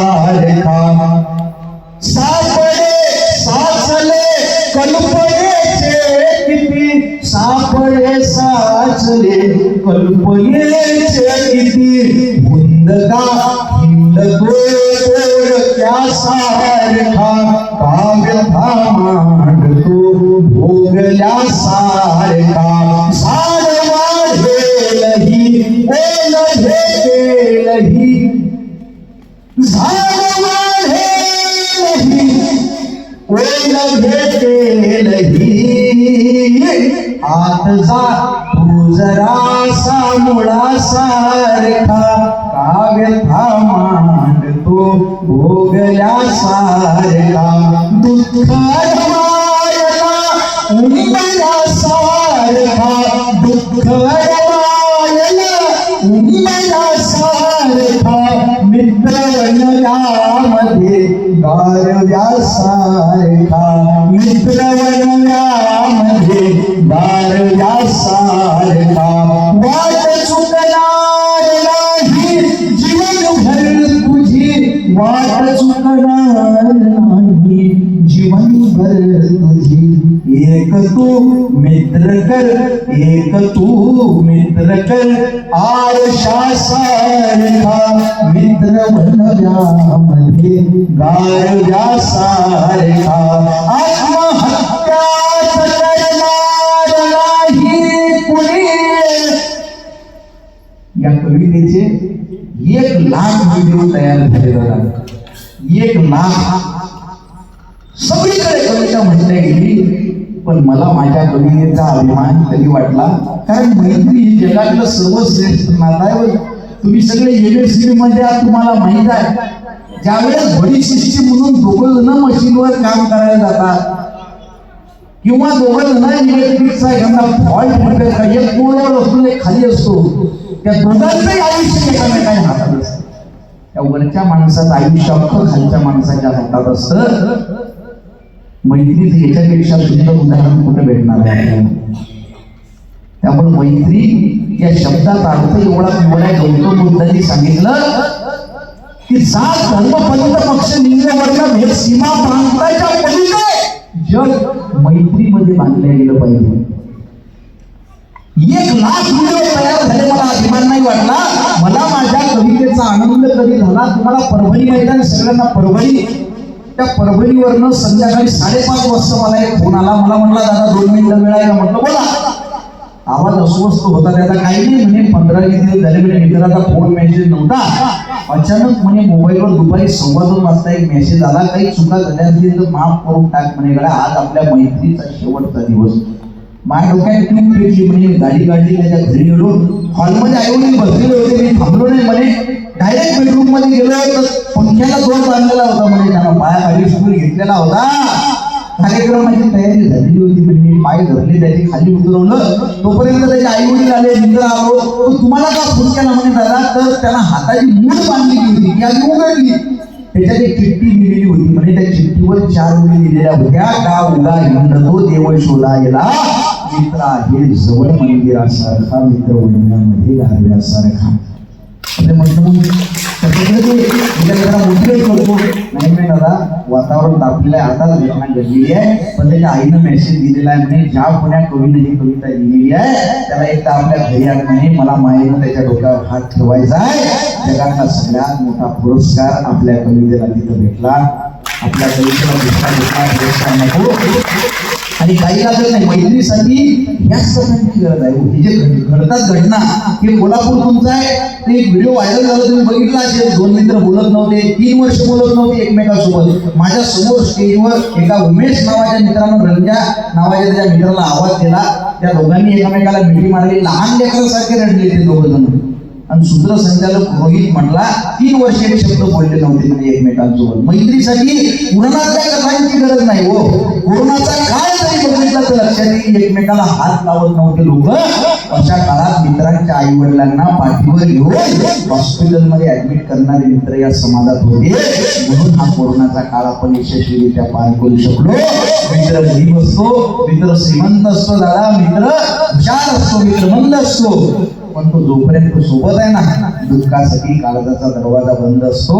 मित्र 100 जरी असला ना, तो तुम्हाला कधी आत्महत्या करून देणार नाही. म्हणून एक तरी आपला मित्र असला पाहिजे आणि मनापासून तो आपण जपला पाहिजे. एकदा फक्त हात वर करा, कोणाकोणाला जिवलग मित्र आहे किंवा मैत्रीण आहे. मैत्रीण मी सांगते ना, त्या हात खाली करा. मला प्रचंड आनंद आहे. बऱ्याच जणांनी हात वर केले. एवढ्या जणांनी हात पहिल्यांदा महाराष्ट्रावर गेले असे काही नाही. खूप ठिकाणी फोटो हात वर करतात. पण मला आनंद याचा एवढा, पण काही काही लोकांनी तरी हात वर केलेले नव्हते. याचा अर्थ त्यांना जेवढं मित्र मैत्रीण नाही. पण त्यांनी एक काम करा, घरी गेल्यानंतर किचन मध्ये जा, एका कपात पाणी घ्या, उडी मारा. मैत्रीण नाही तर या जगात काही नाही हो. एक छोटासा मेसेज आला, एवढा व्हायरल केला मित्रांनी तो, कि घर में आग लग गई, सब चल गया, सब रिश्तेदार आए, चाहने वाले आए, चर्चा करके चले गए, पूछताछ करके चले गए, बस एक दोस्त आया जिसने पूछा अभी क्या क्या बचा है, अगर क्या क्या बचा है, महीने का आगे सब कुछ जल गया, बस मैं बचा हूँ, बाकी बचा ही क्या है। तो उसने गले लगाकर कहा वे बगले फिर जला ही क्या है।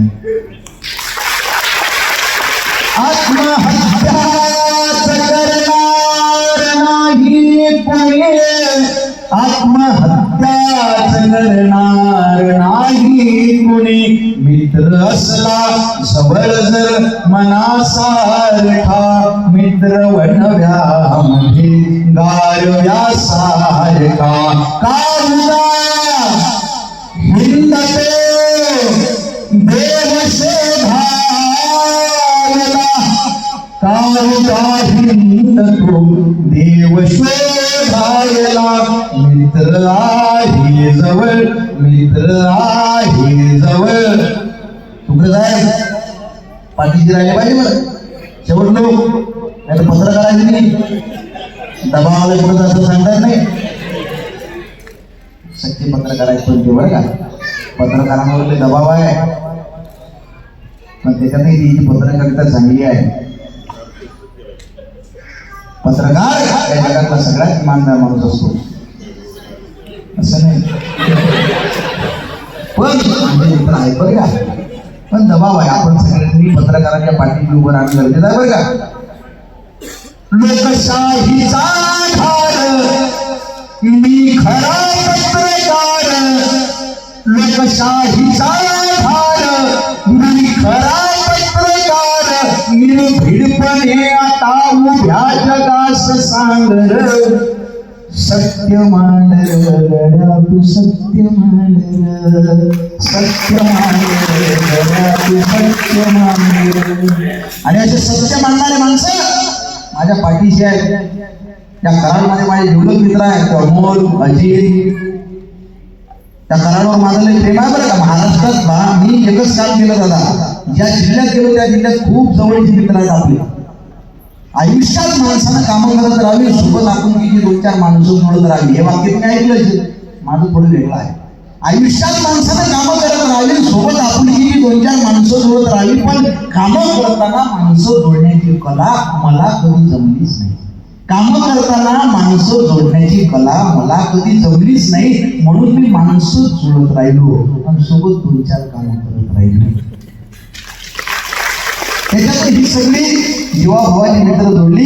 का उगा हिंदतो देव शोधायला, का उगा हिंदतो देव शोधायला, मित्र आहे जवळ, मित्र आहे जवळ, मंदिरासारखा मित्र बनव्यामध्ये गारव्यासारखा, चालताना मध्ये रात आली कधी, चालताना मध्ये रात आली कधी, मित्र येतो पुढे, मित्र येतो पुढे काजव्यासारखा, मित्र बनव्यामध्ये गारव्यासारखा, मैत्री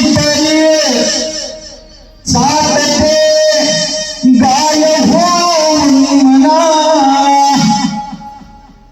किती खतरनाक उपमा दिले मी कवितेला. बऱ्याच जणांनी मला विचारलं, दादा तुमची कविता कशी काय एवढी व्हायरल झाली? साधी कविता आहे ना, एकदम साधे सोपे शब्द आहे, फार कठीण नाही याच्यात काही. याच्या आधी मैत्रीवर लिहिल्या गेलं, पण लोकांनी मित्र कसा रेखाडला की जैसे बेवडो का सहारा है दोस्तों, ये दिल तुम्हारे प्यार का मारा है दोस्तों. मग फक्त दारू पेणारे मित्र असतात का? नाही हो दादा. आपण घरी नसताना भावाप्रमाणे आपल्या घरच्यांची काळजी घेणारा सुद्धा मित्र असतो. आपण घरी नसताना आपल्या आई वडिलांना लेकराची कमी जाणवून देणारा मित्र असतो.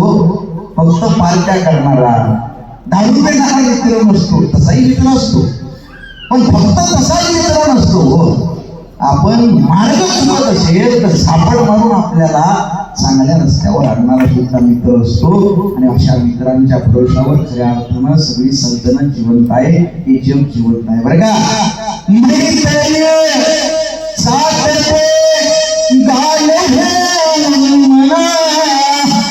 मैत्रीचा गाय होऊन मला, झाबिलक तू तिला वासरासारखा, मित्र बनव्यामध्ये गारव्यासारखा. चल पुढे दोस्ता मित्र जोडायला, पुढे दोस्ता मित्र जोडायला. त्यांनी हात वर केले नव्हते त्यांच्यासाठी. चल पुढे दोस्ता मित्र जोडायला, पुढे दोस्ता मित्र जोडायला. पावसा हिंडतो पोरक्यासारखा, मित्र बनव्यामध्ये गारव्यासारखा. भेट तू मुखवटे भेट झाल्यावरी, मुखवट्यात हे सगळे फेकून दिले पाहिजे. ते इंजिनियर, डॉक्टर, वकील, नेता, ते सगळे मुखवटे आहे. मित्रापुढे आल्यानंतर आपण फक्त मित्र असलो पाहिजे का? सरळ नाही करून नका तिथं. भेट तू मुखवटे भेट झाल्यावरी, भेट तू मुखवटे भेट झाल्यावरी, भेट रे दोस्ता दोस्ता सारखा, मित्र बनव्यामध्ये गारव्यासारखा. त्रास नो जिंदगी वाचताना पुन्हा, त्रास नो जिंदगी चालताना पुन्हा. पुढे गेल्यानंतर एकच गोष्ट आठवते, ते म्हणजे मैत्री. सगळ्यांना तेच आठवते. लहानपणी मित्र, दहावीतले मित्र. या कवितेनंतर गेट टुगेदर चालू झाले दादा महाराष्ट्रात. ही कविता व्हायरल झाली. मी कमीत कमी 50 गेट टुगेदरला जाऊन आलो. 10वीची बॅच 1992ची. आता सगळे शाळेत गेले. शिक्षकांना बोलावलं, त्यांनी निमंत्रित केलं, रांगेत उभे राहिले, प्रार्थना घेतली, राष्ट्रगीत घेतलं त्यांनी. वर्गात बसले. त्यावेळेस त्यांचे शिक्षक म्हातारे झालेले, त्यांना येऊन बसवलं, त्यांना हजेरी घ्यायला लावली. त्यांनी हजेरी घेतली. यांनी हजर गुरुजी म्हणून हात वर केला. त्यांनी एक धडा शिकवला, बाहेर आले. जशी शाळा जगतो तसे हे मित्र जगले. व्हिडिओ खूप व्हायरल झाले. मला इतकं पाणी आलं माझ्या डोळ्यात. मला प्रचंड आनंद झाला. मैत्रीपेक्षा मी कविता लिहिली गेली. तुम्ही सगळे अभ्यासू लोक आहात. मी खूप कमी ठिकाणी कदाचित बोललो का नाही काय माहिती. मला या कवितेची सुचण्याची पार्श्वभूमी आहे ना, माझे आजोबा ज्यांचं नाव आहे सत्यवराव पवार, हे जग सोडून गेले. बायपास झाली त्यांची. डॉक्टर म्हटले फार कोणी जिवंत राहू शकत नाही, शेवटचा काळ आला. आभाळासारखी कशी लोक असतात देवगण सर. त्या आजोबाच्या डॉक्टरला म्हटले किती दिवस राहिले, ते म्हणजे तुम्ही आनंदात जगा, अजून बरेच दिवस आहेत. आजोबा म्हटले थांबा जरा, किती दिवस राहिले कॅल्क्युलेशन सांगा. ते म्हणजे 7 दिवस राहिले. आभाळासारखी लोक, ती पिढी गेली बरं शेवटची. आता काही 2-3 जण राहिले तरी ती आधीची जी पिढी आहे का नाही, ती शेवटची पिढी जी माणुसकी जपणारी, खेड्यागावामध्ये मोठी झालेली आणि माणसाची माणसाप्रमाणे वागायला शिकवणारी ही माणुसकी प्रधान जी लोक आहेत ना, ही पिढी. आजोबा गेले त्याच्या आधी त्यांना विचारलं त्या पोरांनी की तुमची शेवटची इच्छा काय आहे. आता शेवटचे दिवस राहिले, काय इच्छा सांगितली त्यांनी. म्हटलं माझे जेवढे मित्र आहेत म्हणे सगळ्यांना एकदा मला भेटायचं आहे. आपल्याकडे कल्पनेचं काही नसते बरं. सगळे मित्र आहेत, भेटायचं आहे. सगळ्या मित्रांना बोलावलं गेलं. काही मित्रांच्या जवळ गेली त्यांच्या घरी. ज्या दिवशी शेवट होता त्यांचा, संध्याकाळी 5:30 वाजता ते गेले. 2 वाजता त्यांनी विचारलं, 1:30-2 वाजता, की म्हणजे आनंदाने आले. आनंदा डुकरे नावाचा त्यांचा जीवलग मित्र त्याच्या मुलाकडे होता अमेरिकेला तिकडे. तो काही येऊ शकला नाही. पण त्याचे पोरं अवी मामा आमचे म्हटले की ते येणारच म्हणे आज. आणि खरंच तो आला. 3 वाजता काहीतरी पोचलाचे दाखवण्यामध्ये आणि 4 वाजता दोघा जणांची भेट झाली या जीवलग मित्रांची. आता 5:30 वाजता जीव सोडला, तोपर्यंत आवाज निघत नव्हता, बोबडा आवाज झालेला होता. काय बोलले माहितीये का? शेवटचं फक्त त्यांचं वाक्य तुम्हाला सांगतो. हे जगदेव पवार आणि आनंदा डुकरे दोघांचा हात एकामेकाच्या हातात होता. हे जगदेवराव त्यांना म्हणले, गळ्या आनंदा लहानपणापासून आपण सोबत आहोत म्हणे. आपल्या अंगावर कपडे नव्हते तेव्हापासून आपण म्हणे सोबत होतो. शाळेत सोबत गेलो म्हणे, कॉलेजमध्ये सोबत, BSNL मध्ये सोबत लागलो, एकामेकाच्या घरापुढे घर घेतलं म्हणे. आपण आपल्या बायका एकमेकांच्या मैत्रिणी झाल्या, आपले लेकरं एकमेकांचे मित्र मैत्रिणी झाले म्हणे.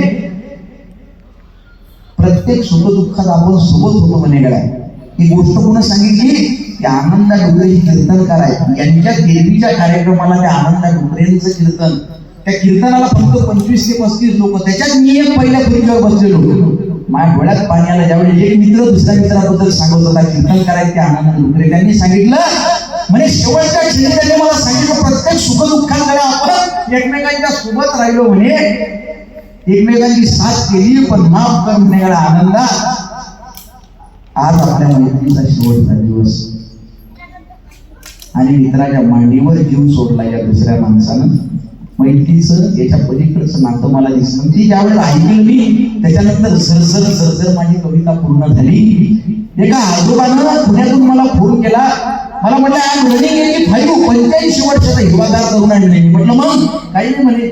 माझे मित्र 81, 77, 78. म्हटलं मग प्रत्येक महिन्याच्या पहिल्या बुधवारी आम्ही गेट टुगेदर घेतो म्हणे. म्हटलं मग काही नाही म्हणे. बाळा आमच्या कोणाला तरी विकेट पडलेली असते म्हणे आमच्याकडे, त्याला आम्ही श्रद्धांजली देण्याचा कार्यक्रम घेऊन त्या श्रद्धांजलीला कोणता श्लोक म्हणत नाही म्हणे. गळ्या पण ही मैत्रीची कविता आम्ही श्रद्धांजली म्हणून वापरतो. यापेक्षा आपल्या कवितेचा कोणता मोठा पुरस्कार आहे? बाकीचे पुरस्कार आपल्यासाठी गौरव आहे. म्हणून तरुणांसाठी जेवढी व्हायरल झाली ना, त्याच्यापेक्षा जास्त ज्येष्ठ लोकांमध्ये. कारण खऱ्या अर्थानं आयुष्याच्या शेवटी माणसाला मैत्रीचा अर्थ करतो. त्रास जिंदगी चालताना पुन्हा, त्रासलो जिंदगी वाचताना पुन्हा, बसधडा मैत्री वाचण्यासारखा, मित्र वनव्यामध्ये गारव्यासारखा, जाताना मला देह ठेवायचा. आपल्या कवितेचा सुद्धा आणि आपल्या या छोट्याशा काव्यमय समाज प्रभावित करणाऱ्या या छोट्याशा मैत्रिणीचा सुद्धा शेवट. फक्त माझा चेहरा लक्षात ठेवा. परत तुमच्याकडे कधी येईल नाही येईल सांगता येत नाही. मैत्रीच्या मध्ये येणारी सगळ्यात दलितदार गोष्ट कोणती असेल तर गैरसमज, मिसअंडरस्टँडिंग. त्यामुळे काही गैरसमज झाले असतील तर मित्रांना मैत्रिणींना माफ करून टाका. त्यांना फोन करा कार्यक्रम झाल्यानंतर. तुमच्या पायाला हात लावून एक विनंती आहे, काही सोबत राहत नाहीये. आपल्या आधी 100-150 वर्ष आधी दादाची लोक होती, त्यातला एकही माणूस जिवंत नाही. आपल्यानंतर 100-150 वर्षानंतर आपल्यातला एकही चेहरा जिवंत असणार नाही. आपले फोटो झालेले असतील, भिंतीला लावतील, पण येणारी पिढी भुगरी काढून टाकील घरात जागा नाही म्हणून. आई सोबत राहते का? आताचा जर फोटो काढला असा कॅमेरामॅननी आणि 500 वर्षानंतर जर एकामेकाला दाखवला त्या पिढ्यांनी, तर ते चर्चा करतील आपले पूर्वज असे दिसायचे. असा हॉल होता. देवीच्या देटापासून एक वक्ता बोलायचा. साऊंडवाल्यांचं लग्न झालेलं होतं. हे पूर्वज फोटो झालेले असतील, पूर्वज नाही आपण कुणाचे तरी. त्यावेळेस जग बघा, कदाचित हा हॉल त्या काळात असेल नसेल, याचं काहीतरी वेगळं डेव्हलपमेंट नाही, तर बिल्डिंग झालेली असेल, काही सांगता येत नाही हो. आणि या ठिकाणी जिथं आपण बसलेला, जिथं आपण म्हणतो हे आपलं सभागृह आहे, या ठिकाणी काचेच्या बिल्डिंग मध्ये एखादी मुलगी पायावर पाय टाकून बसेल लॅपटॉपवर आणि ती म्हणेल की दिस इज माय प्लेस. आपलं कुठंच अस्तित्व नसणार आहे. म्हणून माफ करा. काय किती वेळा चुकणार आहे मित्र? 100 वेळा 1000 वेळा चुकू द्या हो. काय शिल्लक राहणार आहे? त्याला सांगा तू चुकलायस, मी तुझ्या पाठीशी आहे.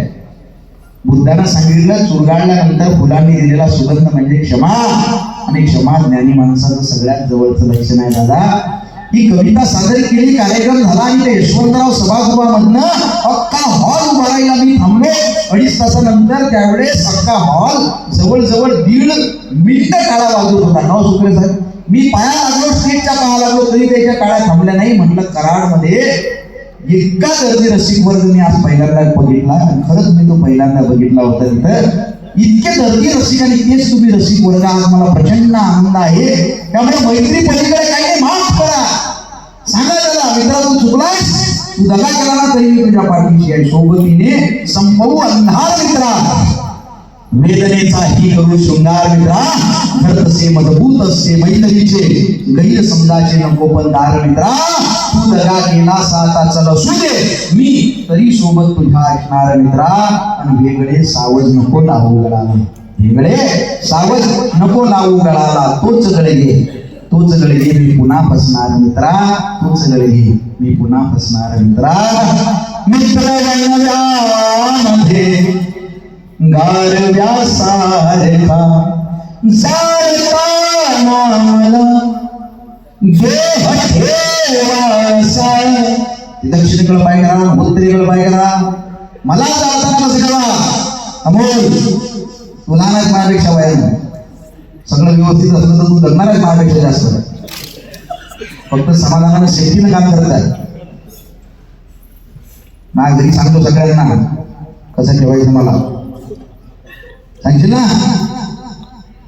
काय करायचं त्याला? हा केला हात बोलला. दक्षिणेकडे पाय करा. सगळा पसारा आहे होते. माणूस गेला की गेला. मला काही जण म्हणतात तुम्ही ऍटिट्यूड मध्ये राहत नाही अनंता भाऊ, तुम्ही असे इतके सेलिब्रिटी सारखे झाले म्हणे, पण तुम्ही अशा ऍटिट्यूड मध्ये राहत नाही, अशी तुम्ही डिस्टन्स मेंटेन. तर म्हटलं ते ऍटिट्यूड बिटिट्यूड सगळं घेऊन शेवटी जायला लागणार आहे तिकडे सर ना, काळी लावायला लागणार आहे. काही राहत का?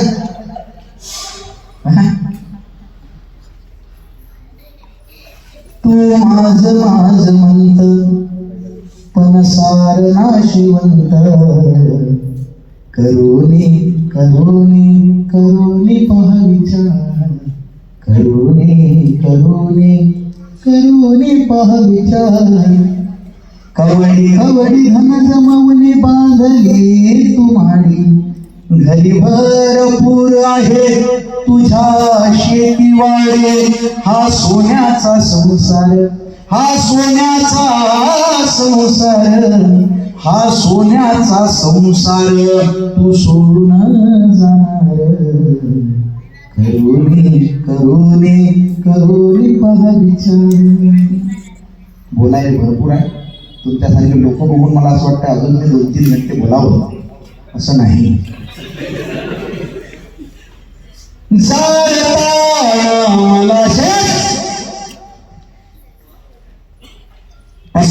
हसण्यापेक्षा इमानदारीने घडलेलं बरं. दुःख माझ्या मनाचं हजारो म्हणून अश्रू माझ्याच शवावर पडलेलं बरं. आणि माणसं जर नसतील अश्रू ढाळायला तर प्रेम माझं सडलेलं बरं. माझ्या आयुष्याचा शेवट कसा व्हावा आणि मला जाळताना कसं ठेवा. मित्र बनण्यामध्ये गारव्या सारखा जाळताना मला देह ठेवासा. जाताना मला देह ठेवासा कसा हात खांद्यावरी टाकल्यासारखा मित्र बनव्यामध्ये गारव्यासारखा जाताना मला देह ठेवासा खांद्या रांग टाकावर सगळे संपला कार्यक्रम खांद्या रांगता का खांद्यावर गेलो नाही खांद्यावर हा सगळं तुम्ही आजी तुझ्याकडे कोण नाही का मैत्री आजी जवळ बसा कोणते लोक पटकन कार्यक्रम संपला आला आजी मागच्या खुर्चीवर जातो मागच्या वा तुझी सून नाही ना ती सून आहे का हो का बापरे असू द्या सास सुनेचं सगळ्यात मोठं मैत्रीचं नातं असलं पाहिजे समाजामध्ये आता सगळेजण आज स्टेजवर एक बाबा शेवटची विनंती होऊन आपली साहेब क्या बात या की इकडं हा खात्याला टाका तुम्ही शेवट आलेला कार्यक्रमाचा बा मी बघतोय बरं सगळ्यांकडं कार्यक्रमाचा शेवट आलेला आहे खांद्यावर जर हात टाकलेला दिसला नाही मला हा तरी काही जण टाकत नाही तुम्हाला सगळ्यांना तुमच्या आईची शपथ आहे खांद्यावर टाका आडाचा तो घ्या ना आपण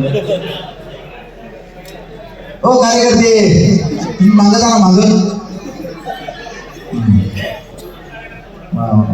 क्या बात झालं संपला आता कार्यक्रम आपल्या सोबत फक्त तुम्ही दोन म्हणा बरोबर आहे का म्हणता ना तुम्ही का आता खांद्यावर काय चालले बायकोच्या खांद्यावर टाका तुम्ही टाका तुम्हाला मोठं झाल्यासारखं वाटायला लागलं मोठं काही नाही मरण्या मोठं झालं लहानच राहिलं पाहिजे आपण बरोबर माझ्यासोबत म्हणा फक्त ज्यांना ज्यांना तोंड आहे जर म्हटलं नाही तर मग मी माणूस वाईट आहे बरं माझ्या लक्ष आहे मग तुम्ही म्हणता की माणूस काही बोलतो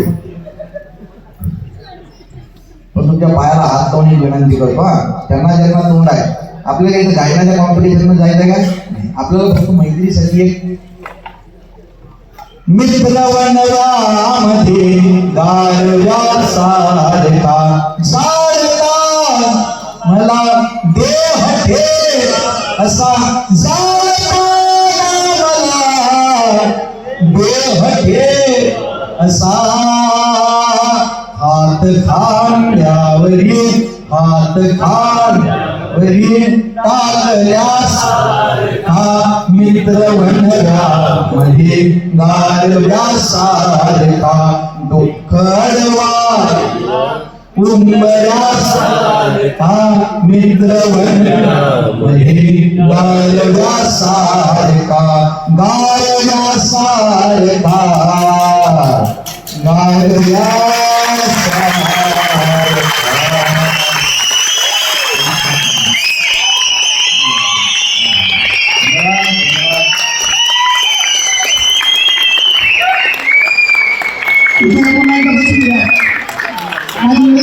तुम्हाला